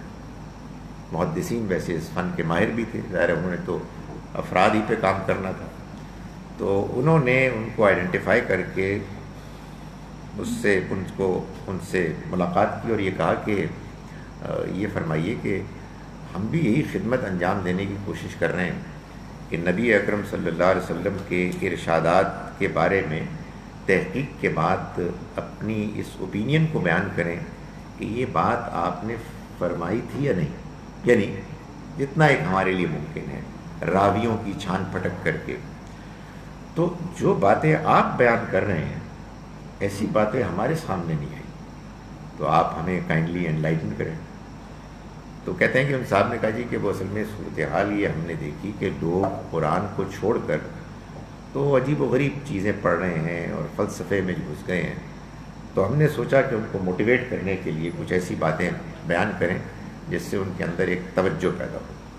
اچھا، یہ ایک بات اپنی جگہ پہ ٹھیک ہے، مگر یہ جو آپ نے 2 صورتوں کے بارے میں کہا، یہ دیکھنا چاہیے کہ کیا واقعی نبی صلی اللہ علیہ وسلم کے ارشادات جس طرح سے کہ ہم کو پہنچے ہیں ان محققین کی تحقیق کے نتیجے میں یہ دونوں باتیں کوالیفائی ہوتی ہیں، سورہ کہف والی اور سورہ ملک والی، یا نہیں ہوتی. میں سر دست کوئی کمنٹ نہیں کر سکتا، میں I try to find out. However ایک بات بالکل طے شدہ ہے، یہ ممکن ہی نہیں ہے کہ نبی اکرم صلی اللہ علیہ وسلم کوئی ایسی بات بیان فرمائیں کہ جو قرآن کی عمومی تعلیمات کے خلاف ہے. قرآن نے اس بات کا تقاضا کیا ہے کہ ہم جب قرآن پڑھیں تو اس کو سمجھ کے پڑھیں، اس پر غور کریں، اس پر تدبر کریں. یعنی یہ کوئی ایسی کتاب ہے ہی نہیں کہ جس کے بارے میں یہ کہا گیا ہو، بتایا گیا ہو کہ آپ اس کو اگر بار بار تیزی سے پڑھیں تو آپ کے بعض دنیاوی کام ہو جائیں گے. ویسے تو بائی دا وے دنیا میں کوئی کتاب ہے ہی نہیں ایسی کہ جس کے بارے میں یہ رویہ اختیار کیا جاتا ہو. میں ظاہر ہے کہ جادو سے واقف نہیں ہوں، ہو سکتا ہے وہاں کوئی ایسے کام لوگ کرتے ہوں. عام طور پر کوئی کتاب بھی ہو، کسی زبان میں بھی ہو، وہ لکھی ہی اس لیے جاتی ہے کہ اس میں جو کچھ الفاظ میں مفہوم بیان کیا ہے اس کو آپ سمجھیں اور اس سے فائدہ اٹھائیں. یہ جو ہمارے ہاں سب کانٹیننٹ اور سب کانٹیننٹ ہی کی طرح کے بعض دوسرے ممالک میں ایک عجیب و غریب صورتحال پیدا ہو گئی کہ اس میں ہم قرآن پڑھتے ہیں اور اس نیت کے ساتھ پڑھتے ہیں کہ ہم نے اس کو نہیں سمجھنا، اور اس اعتماد کے ساتھ پڑھتے ہیں کہ اس کے باوجود ہمیں اس کا اجر خدا دے گا. یہ اس لیے پیدا ہوئی کہ اصل میں قرآن مجید کے ساتھ جب مسلمان نکلے تو صحابہ کرام کے زمانے میں تو جہاں جہاں علاقوں میں فتوحات ہوئی انہوں نے ان علاقوں کی زبان بھی عربی کری.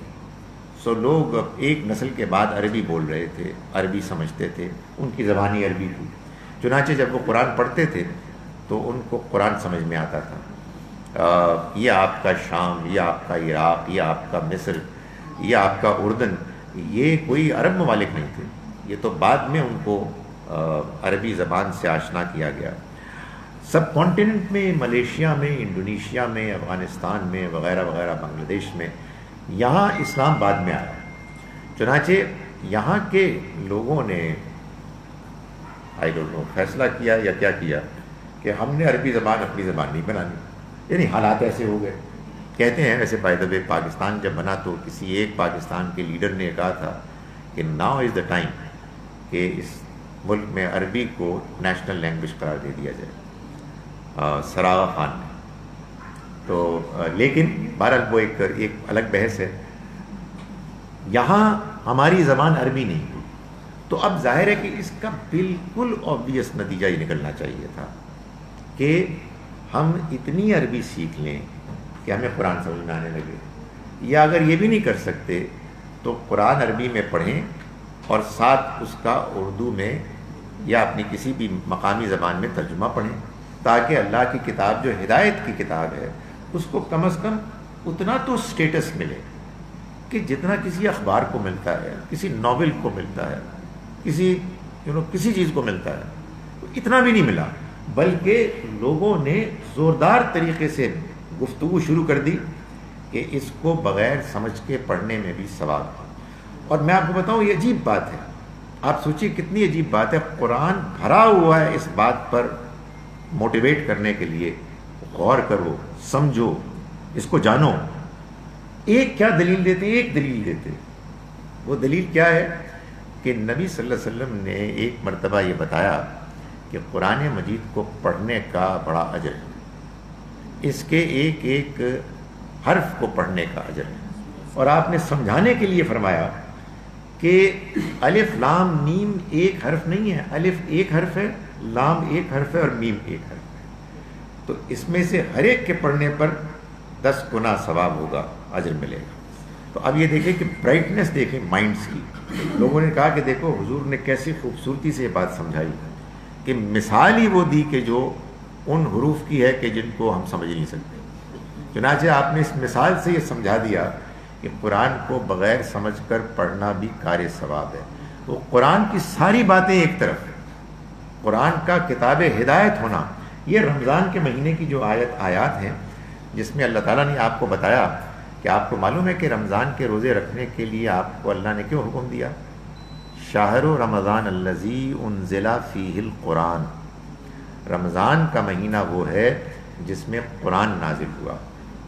اللہ تعالیٰ نے بات یہاں ختم نہیں کر دی, بلکہ قرآن کا ذکر آیا تو پھر اس کی تعریف کرنی شروع کی. تمہیں معلوم ہے قرآن کیا ہے؟ ھدی للناس, یہ انسانوں کے لیے ہدایت کی کتاب ہے. اور یہ غلط فہمی نہ ہو کہ یہ ہدایت کی کتاب ہے علماء کے لیے کہ جو پڑھیں گے اور تمہیں بتا دیں گے بینات من الہدی, اور ہدایت بھی بالکل واضح, بالکل کلیئر, والفرقان, اور صحیح اور غلط میں فرق کر دینے والی کتاب.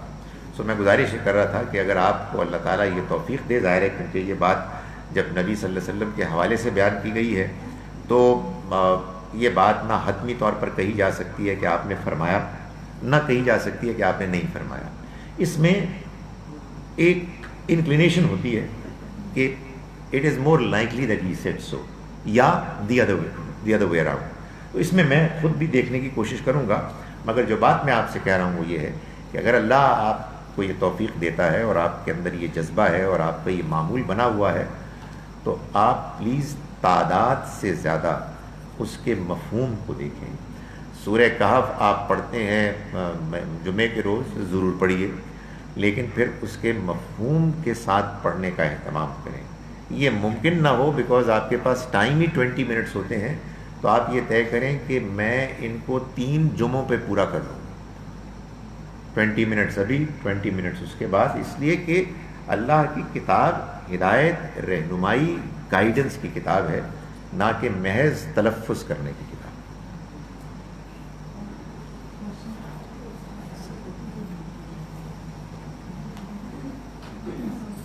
یہ جو 5ویں آیت تھی جی سورہ نور کی، جی اس میں یہ جو ذکر ہے کہ جو ستارے ہیں ان کو دیکھ کے آپ نے ایول پریڈکشنز نہیں کرنی، اٹ اماؤنٹس ٹو بلیسفمی، یہ صرف فیوچر پریڈکشنز کے ساتھ ہی ہے کہ جو فیوچر پریڈکٹ کرتے تھے، کیونکہ ادروائز ہم ویدر اور یہ ساری جیولوجیکل یہ ساری تو پریڈکشنز ہوتی ہیں دیکھ کے، یعنی یہاں جو بات بیان کی گئی ہے وہ تو اصل میں یہ بتایا گیا ہے کہ اس زمانے میں اینڈ پراببلی اب بھی شیاطین جن آسمانوں پر جا کر اللہ کے اس کمیونیکیشن کے سسٹم میں کچھ رکھنا پیدا کرتے، وہاں سے کچھ انفارمیشن سٹیل کرتے اور دنیا میں آ کے اپنے بعض ساتھیوں کو فراہم کرتے۔ یہ معلوم ہوتا ہے کہ ایک طریقہ تھا کاہنوں کا، نجومیوں کا، جس میں وہ جنات کسی سے مدد لیتے تھے۔ تو اللہ نے یہ بتایا کہ ان کے اس ایکٹیویٹیز پر اللہ نے جو ایک پہرا لگایا ہے وہ آسمانوں ہی میں ہے، یعنی ان کے پیچھے ایک شہاب ثاقب جاتا ہے۔ تو یہاں تو اس کو بیان نہیں کیا گیا۔ یہ بالکل ممکن ہے کہ آپ نے کہیں اس آیت کے حاشیے فٹ نوٹ میں اس کو پڑھا ہو، اسی ضمن میں کسی نے یہ بات کہہ دی ہو۔ جہاں تک اس بات کا تعلق ہے کہ جو آپ نے پوچھا، دیکھیے اگر کوئی چیز سائنٹیفکلی بات بیان کی جا رہی ہو، یعنی آپ کو کاز ایفیکٹ ریلیشن شپ نظر آ رہا ہو، عام آدمی کو نہیں تو ایک ایکسپرٹ کو، اور وہ اس کے ذریعے سے یہ بتائے کہ آئندہ کا موسم آپ کو اس سے اس طرح سے معلوم ہوتا ہے، جیسے بعض اوقات ہوا سے معلوم ہوتا ہے، گرمی سے معلوم ہوتا ہے، پریشر سے معلوم ہوتا ہے، بادلوں کی فارمیشن کے بارے میں۔ اگر اس طرح کا کوئی علم وجود میں آ گیا ہے جس میں کہ کاز ایفیکٹ ریلیشن شپ اتنے کلیئرلی آئیڈینٹیفائی ہو گئے ہیں، تو پھر یہ چیز ظاہر ہے کہ کوئی ایسی نہیں ہے کہ جس پر تنقید کی جائے۔ جو نجوم ستاروں پر کے ذریعے سے مستقبل کے حال بیان کرنے پر تنقید کی جاتی ہے، وہ اصل میں اس بنیاد پر ہے کہ لوگ ستاروں کے بارے میں یہ باقاعدہ اوپینین رکھتے کہ یہ وہ ایک نظام ہے کہ جو از خود چل رہا ہے، اور اس کے چلنے کا ایک انداز ہے کہ جس میں اگر آپ اس کو دیکھیں گے تو پھر اس کے بعد مستقبل کی کچھ چیزیں ہیں جو آپ کو معلوم ہو جائیں گی۔ خدا تعالیٰ یہ بتا رہے ہیں کہ میں نے اس نظام میں کوئی چیز رکھی نہیں، میں جانتا ہوں کہ مستقبل میں کیا ہونے والا ہے۔ تو یہ ریلیشن شپ کے جو ستاروں کے ذریعے سے لوگ بیان کرتے ہیں بغیر یہ واضح کیے کہ وہ کیا ریلیشن شپ ہے، جس سے کہ آپ اس بات کو انفر کر رہے ہیں کہ یہ ستارہ شفٹ ہو کے وہاں چلا گیا، تب اس کا مطلب یہ ہے کہ اس کا دور اقتدار ختم ہو گیا اور نئی پارٹی آ گئی۔ نہیں، وہ ٹھیک ہے، وہ نظر آ رہا ہے، لیکن اس کا ستاروں سے کیا تعلق؟ یہ تو آپ کو بتانا چاہیے، یا اپنی کوئی پولیٹیکل کو جو آپ کی ہے انڈرسٹینڈنگ، انسائٹ، اس سے آپ پریڈکٹ کریں، مگر وہ چیز نہ کریں کہ جس کو کہ آپ ثابت نہ کر سکیں اور وہ ریلیشن شپ نہ بیان کر سکیں۔ یعنی یا یہ ہوگی سائنس، یا پھر یہ ایک عقیدہ بنے گا، یہ ایک وہ چیز بنے گی کہ جو ڈوگما بن جائے گا اور لوگ پھر اس پر انحصار کرنے لگیں گے۔ اس سے روکیں گے۔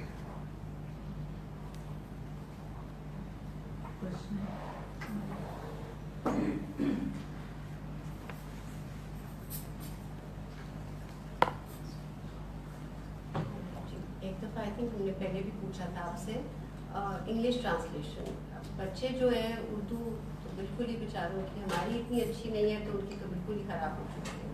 سو you know for them understanding getting a good English translation that is available easily also. دیکھیں اس کا تعلق ہر آدمی کے اپنے ٹیسٹ سے ہے۔ بعض ٹرانسلیشنز تو میں بتا سکتا ہوں کہ اب نہیں چل سکتی، وہ جو پرانی انگریزی کی تھیں. مثال کے طور پر ایک ٹرانسلیشن جو پاپولر ہے وہ وحید الدین خان صاحب کی ہے، وہ اویلیبل بھی ہے، مگر ظاہر ہے کہ کسی کو سوٹ کرے گی کسی کو نہیں کرے گی. اسی طرح سے وہ محمد مالک صاحب کی ہے، کیا نام ہے ان کا پورا، فاروق مالک، ہاں فاروق اعظم ملک ہے شاید، اس کو دیکھ لیں. تیسرا محمد اسد کی ٹرانسلیشن ہے، اس کو دیکھ لیں. یہ تین تو جو ہے نا موجودہ زبان میں. اب سنا ہے کہ ان کی آ گئی ہے حسین نصر صاحب کی، میں نے دیکھی نہیں، مگر آئی ایم شیور کہ وہ ایک جدید دور کے اسکالر ہیں، امریکہ میں رہتے ہیں، آئی ایم شیور کہ ان کی زبان اچھی ہوگی.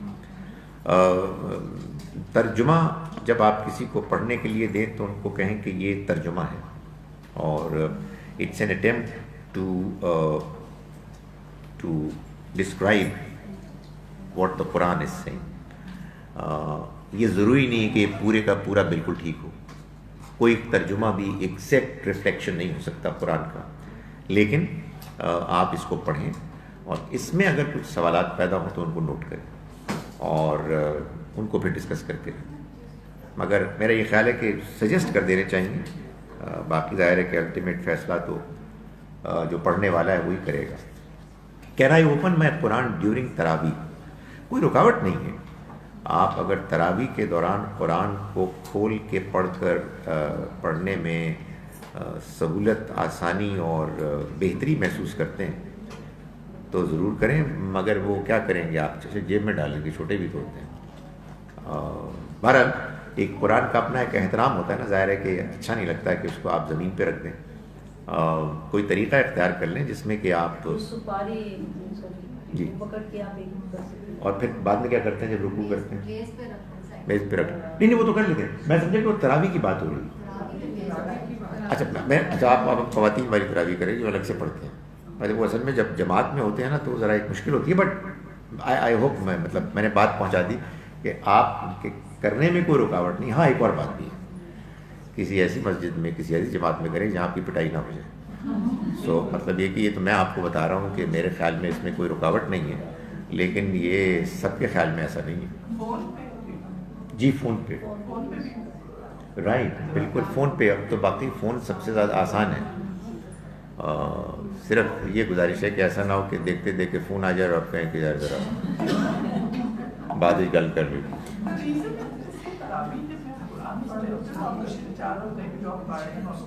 اچھی بات ہے، اگر یہ ہو سکتا ہے تو کوئی رکاوٹ نہیں.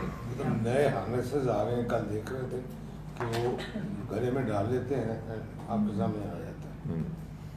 ہارنیسز آ رہے ہیں. میں لیکن یہ گزارش کروں کہ جو کوشچن رکھیں گے جی ٹھیک ہے، یہ تو بڑی اچھی بات ہے، لیکن یہ حقیقت ہے کہ بہترین قرآن پڑھنا وہ ہے کہ جو آپ اپنے ذہن سے، اپنی میموری سے پڑھتے ہیں.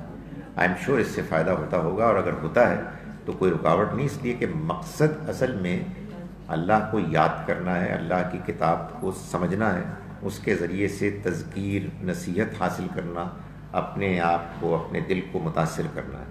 وہ اگر کسی ایک پروسیس سے حاصل ہو سکتا ہے ضرور کرنا چاہیے، مگر جو بیسٹ طریقہ ہے وہ یہی ہے کہ آپ کو قرآن یاد ہو، اور جس کو قرآن نے کہا نا ورتل القرآن ترتیلا، اور تم قرآن کو پڑھو ٹھہر ٹھہر. یہ ڈاکٹر صاحب میرے پاس جی ڈاکٹر صاحب تراویح کیا فالو کر سکتے ہیں؟ جیسے ٹی وی کے اوپر آ رہی ہے اس کے ساتھ، یعنی آپ کیا کریں گے، کعبہ سے جو تراویح آپ کو ٹائمنگ اس میں سوٹ کرتی ہیں، آپ کھڑی ہو جائیں، لیکن پھر کوئی ایسا اہتمام کریں کہ جس میں کوئی آپ کو ڈسٹربنس نہ ہو. یعنی وہ جب پڑھائیں گے اور آپ اپنی نماز پڑھیں گے، کیا کریں گے، آپ دیکھیں گی. یعنی آپ کو ظاہر اہتمام سے پھر ٹی وی کو ادھر رکھنا ہوگا، جو خانہ کعبہ کا ڈائریکشن آپ نے وہ کر لیا. مطلب یہ بات ایسے ہے کہ اس کو بھی آپ یہ نہیں کہہ سکتے کہ غلط ہے. ہر آدمی کا اپنا ایک تراویح پڑھنے اور قرآن کو سننے کا ایک مزاج ہے، جس میں وہ محسوس کرتا ہے کہ اس کو اچھا لگ رہا ہے. اگر آپ کو اس طرح سے دیکھیں نا, گزارش یہ ہے کہ یہ جب آپ خانہ کعبہ میں یا فور دیٹ میٹر کسی مسجد میں جہاں لوگ زیادہ ہو جاتے ہیں, بلکہ کبھی کبھی ہمارے یہاں بھی ہو کہ لوگ زیادہ ہو جاتے ہیں تو لوگ وہاں سنتے ہیں نا باہر, تو اب وہ جو باہر سن رہے ہیں ان میں اور اس میں کیا فرق ہے کہ آپ ٹی وی میں سن رہے ہیں, اس لیے کہ آپ براہ راست تو پیچھے نہیں ہیں. اس لیے یعنی کوئی دینی رکاوٹ نہیں ہے, بس یہ دیکھ لیجئے کہ آپ خانہ کعبہ کی طرف آپ کا رخ ہے, آپ کو کوئی درمیان میں آ کے ڈسٹرب نہیں کر رہا, اور آپ جو نماز کے آداب ہیں اس کو پورا کر رہے ہیں. ڈاکٹر صاحب دوسرا آنکھیں بند کر کے نماز پڑھ سکتے, اس کو پسندیدہ نہیں قرار دیا گیا, اس لیے کہ نماز پڑھنی چاہیے جیسے کہ ایک آدمی ٹھیک طرح سے اپنے اعمال کر رہا ہے.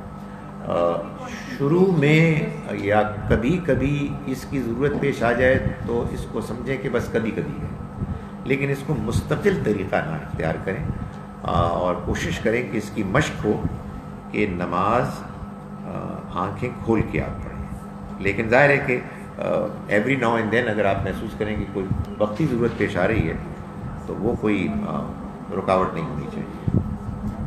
I asked about 7 آسمان. دیکھیں قرآن نے یہ بتایا اسی سورہ میں کہ یہ جو ہم کو آسمان نظر آ رہا ہے یہ السماء دنیا ہے, یہ قریب کا آسمان ہے, اس کے علاوہ 6 اور ہیں. اس کا کیا مطلب ہے میں نہیں جانتا, مجھے لگتا یہ ہے, اور ظاہر ہے کہ یہ اب میں بات بہت زیادہ اپنی فیلڈ سے دور کی کر رہا ہوں, مگر مجھے لگتا یہ ہے کہ انسان نے دنیا میں اب تک جو کچھ ڈسکور کیا ہے وہ پہلا ہی آسمان ہے, لیکن آئی ڈونٹ نو زیادہ بھی ہو سکتے ہیں. قرآن نے یہ بتایا ہے کہ یہ آسمان کے جو قریب کا ہے جو ہمیں نظر آ رہا ہے یہ پہلا آسمان ہے. اس کے علاوہ 6 اور آسمان ہیں جن کی 6 اور زمینیں ہیں, یہ قرآن سے معلوم جی. وَمِنَ الْأَرْضِ مِثْلَهُنَّ, تو زمینیں بھی اس طرح سے ہیں. ایسے ہی لوگ موجود ہیں, ظہور آفریدی روڈ ادھر بھی ہے, پتہ نہیں یہاں کیا ہو رہا ہے. جی ایسا لگتا ہے جی. کوشچن یہ ہے کہ اکیلے میں تراویح پڑھنا ٹھیک ہے یا کہ وہ جماعت کے ساتھ ہی ہوتی ہے؟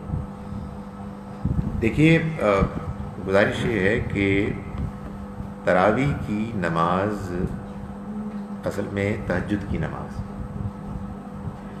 اگر میں یہ کہتا تو ذرا سخت جواب ہو جاتا کہ تراویح کی نماز کوئی نماز ہی نہیں ہے.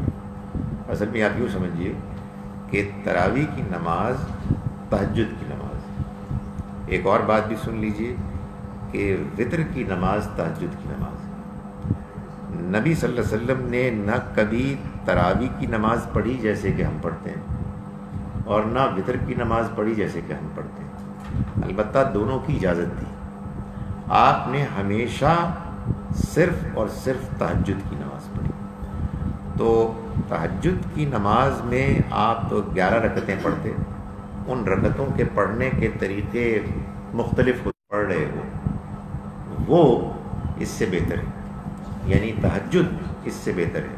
انہوں نے حضرت عمر نے خود نہیں پڑھی, معلوم ہوتا ہے کہ حضرت ابو بکر نے بھی اور ان کے زمانے میں بھی یہ نہیں ہوتی تھی, یعنی باقاعدہ لوگ نہیں پڑھتے تھے, لیکن حضرت عمر کے زمانے میں اس کو آرگنائز کر لیا گیا اور یہ پھر مشہور ہو گئی. تو ہمارے ہاں یہ ایک معاملہ ہے نا کہ جو چیز ٹریڈیشن بن جاتی ہے وہ اصل دین ہوتا ہے, اس کے بعد لوگ اس میں زیادہ دلچسپی نہیں لیتے کہ اصل بات کیا ہے. یہ سب چیزیں اصل میں تہجد کی نماز میں اجازت ہے, نہ کہ کوئی الگ سے مستقل کوئی نمازیں.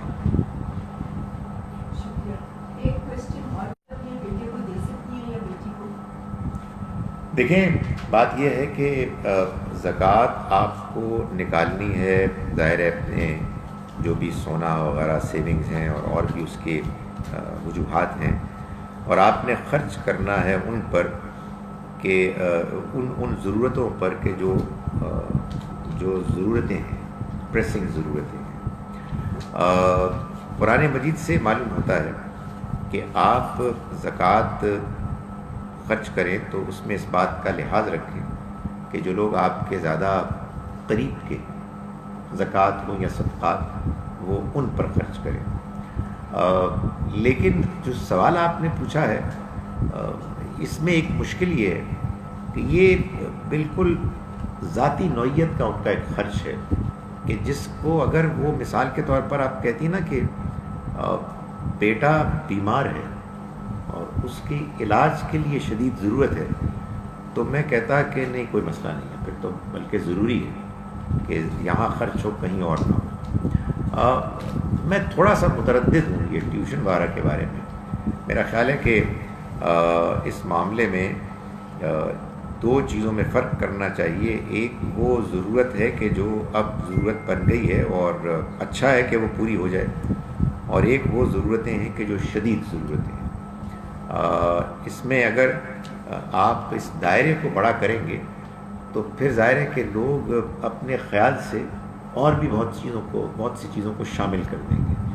سو میرا خیال ہے کہ ان اخراجات میں کہ جو خاص طور پر ہم زکوٰۃ میں جن کو کہ کیٹر کرتے ہیں افراد کو دینے کے معاملے میں, جو امیڈیٹ ضرورتیں ہیں انہی کو پورا کرنے کو ہمیں اولین ترجیح دینی چاہیے.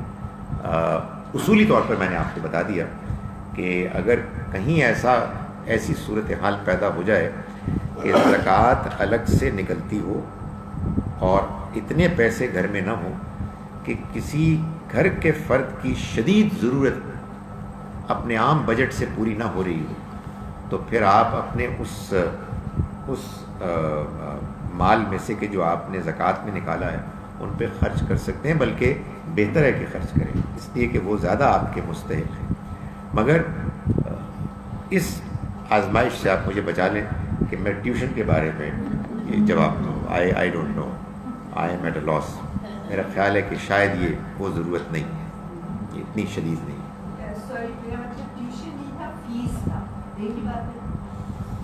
یعنی اسکول میں پڑھ رہے ہیں ورنہ وہ اسکول سے نکل جائیں گے. اب بات ذرا آسان ہو گئی.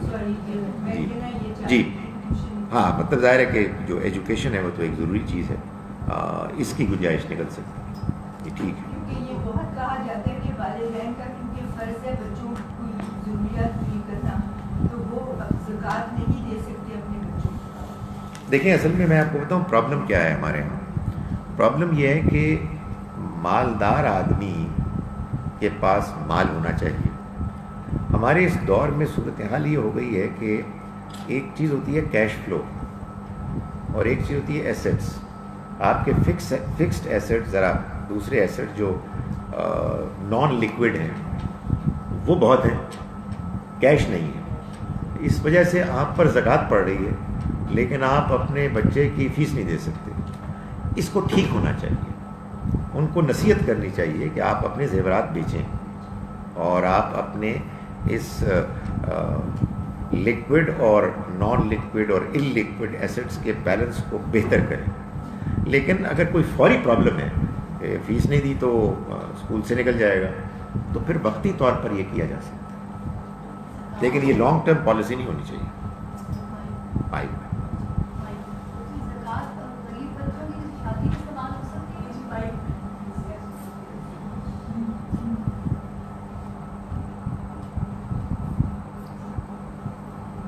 جی دیکھیں, ایک گزارش یہ ہے کہ آپ نے یہ سوال اس لیے کیا ہے کہ بعض لوگ کہتے ہیں کہ زکوٰۃ غریب بچوں کی شادی پر خرچ نہیں ہو سکتی. جو لوگ یہ کہتے ہیں وہ اس لیے کہتے ہیں کہ ان کے خیال میں یہ شادی بیاہ میں جو لوگ خرچ کرتے ہیں یہ ٹھیک نہیں ہے. شادی بیاہ تو سادہ طریقے سے ہونا چاہیے. ان کے فنکشنز جو ہیں یہ کوئی دینی طور پر یا ادروائز بھی ضرورت کے پوائنٹ آف ویو سے کوئی بہت پریسنگ چیز نہیں ہے. میں یہ گزارش کرتا ہوں کہ انسان کو معاشرے میں جو خرابیاں ہیں ان کو الگ سے دور کرنا چاہیے.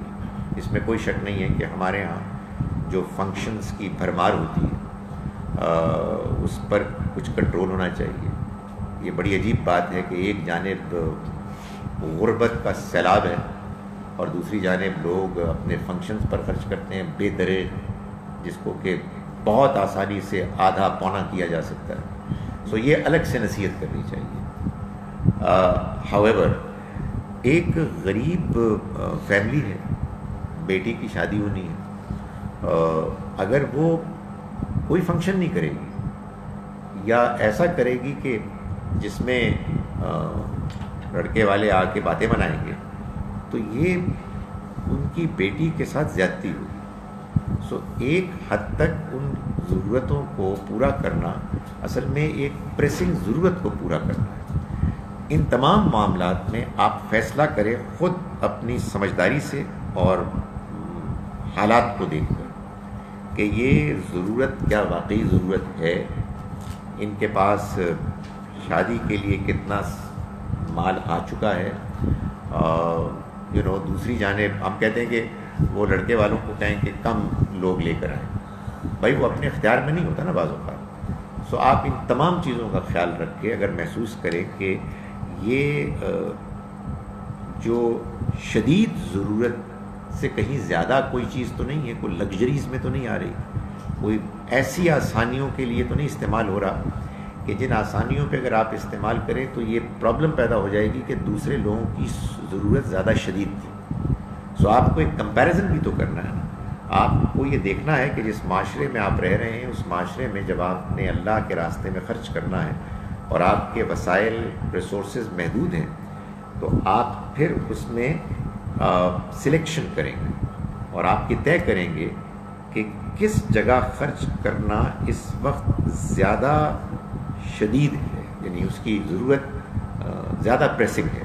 اس میں میرے اور آپ کے درمیان اختلاف بھی ہو سکتا ہے, لیکن میں گزارش یہ کی کہ شادی بیاہ کے بعض اخراجات واقعی ضروری ہوتے ہیں اور بعض غیر ضروری ہوتے ہیں. فرق ظاہر ہے کہ ہر آدمی اپنے طور پر کرے گا, جو آپ کو ہمیشہ ہی کرنا ہے. جب بھی آپ کسی کو پیسہ دیں گے تو آپ کو یہ دیکھنا پڑے گا. جی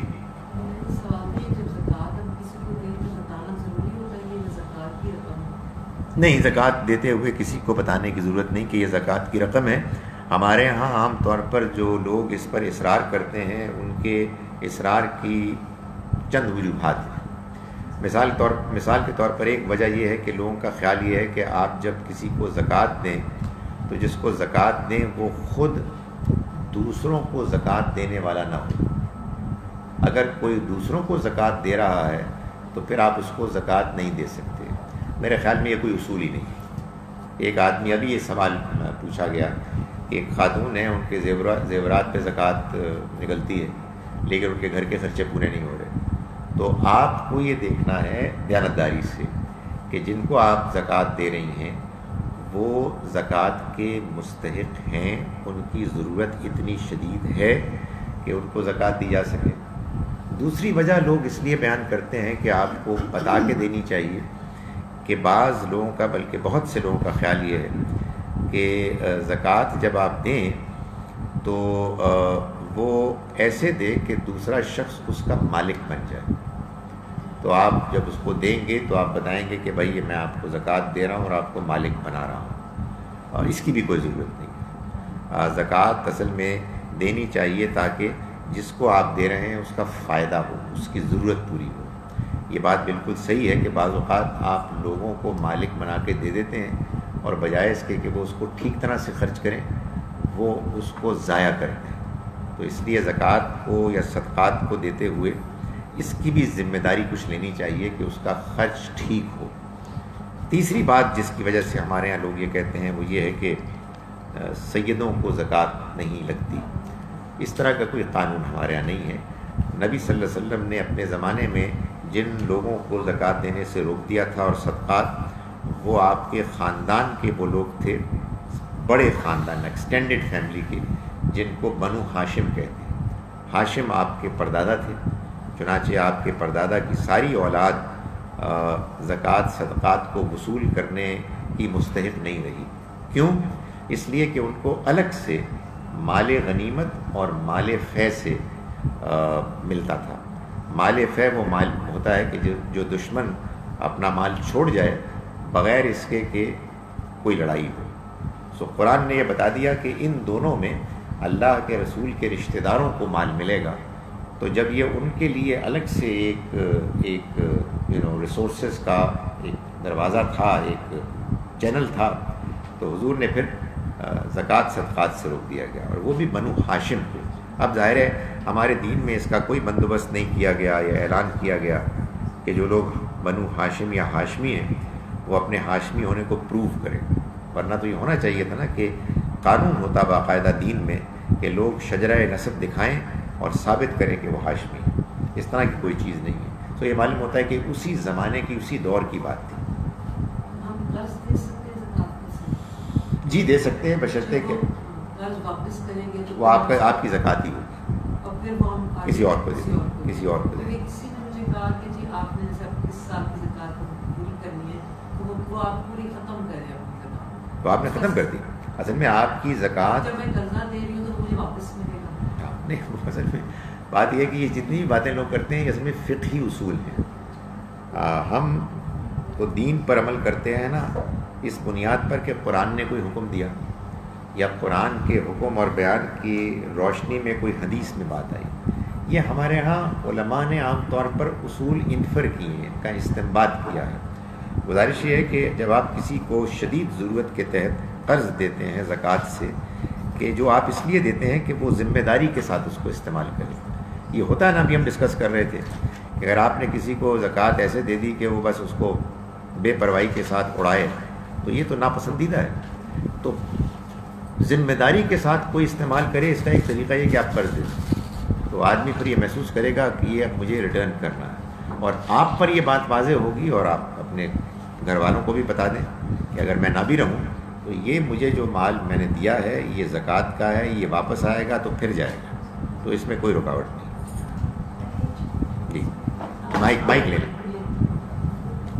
اپنے گھر کے سرونٹس کو دے سکتے ہیں زکوٰۃ؟ دیکھیے گزارش یہ ہے کہ جو ملازمین ہیں ان کو آپ نے جو ان کی تنخواہیں ہیں وہ ٹھیک دینی ہے۔ ٹھیک سے مراد یہ کہ جو معاشرے میں ان کی تنخواہ بنتی ہے جو وہ ڈیزرو کرتے ہیں۔ لوگ اس سے اختلاف کرتے ہیں، میرا خیال ہے کہ ہمارے ہاں جب ایک منیمم ویج طے ہو گئی ہے تو اس منیمم ویج کے لیول تک تو ہمیں دینا چاہیے۔ یہ نہ ہو کہ آپ ان کو تنخواہ دیں بہت تھوڑی اور اس کے بعد زکوٰۃ صدقات سے ان کو دیں، تو اس کا مطلب یہ ہوگا کہ اصل میں آپ ناشتہ کر رہے ہیں اپنی زکوٰۃ سے، اس لیے کہ آپ اپنے اوپر تو خرچ نہیں کر سکتے۔ ہیونگ سیڈ دیٹ، جب آپ نے ان کو ان کی تنخواہ ٹھیک دے دی جیسے کہ آپ کو دینی چاہیے، اس کے بعد بھی ان کی کوئی شدید ضرورت ہے اور وہ غربت کی اس پٹی سے باہر نہیں نکلے، اور یہ بہت ہوتا ہے، تو پھر یہ کہ بہتر نہیں بلکہ ضروری ہے کہ ان کو دیا جائے اور کسی اور کو نہ دیا جائے، اس لیے کہ جو آپ کے لواحقین ہیں، جو آپ کے اپنے لوگ ہیں، ان کی معاشی خوشحالی آپ کی پہلی پرائرٹی ہونی چاہیے۔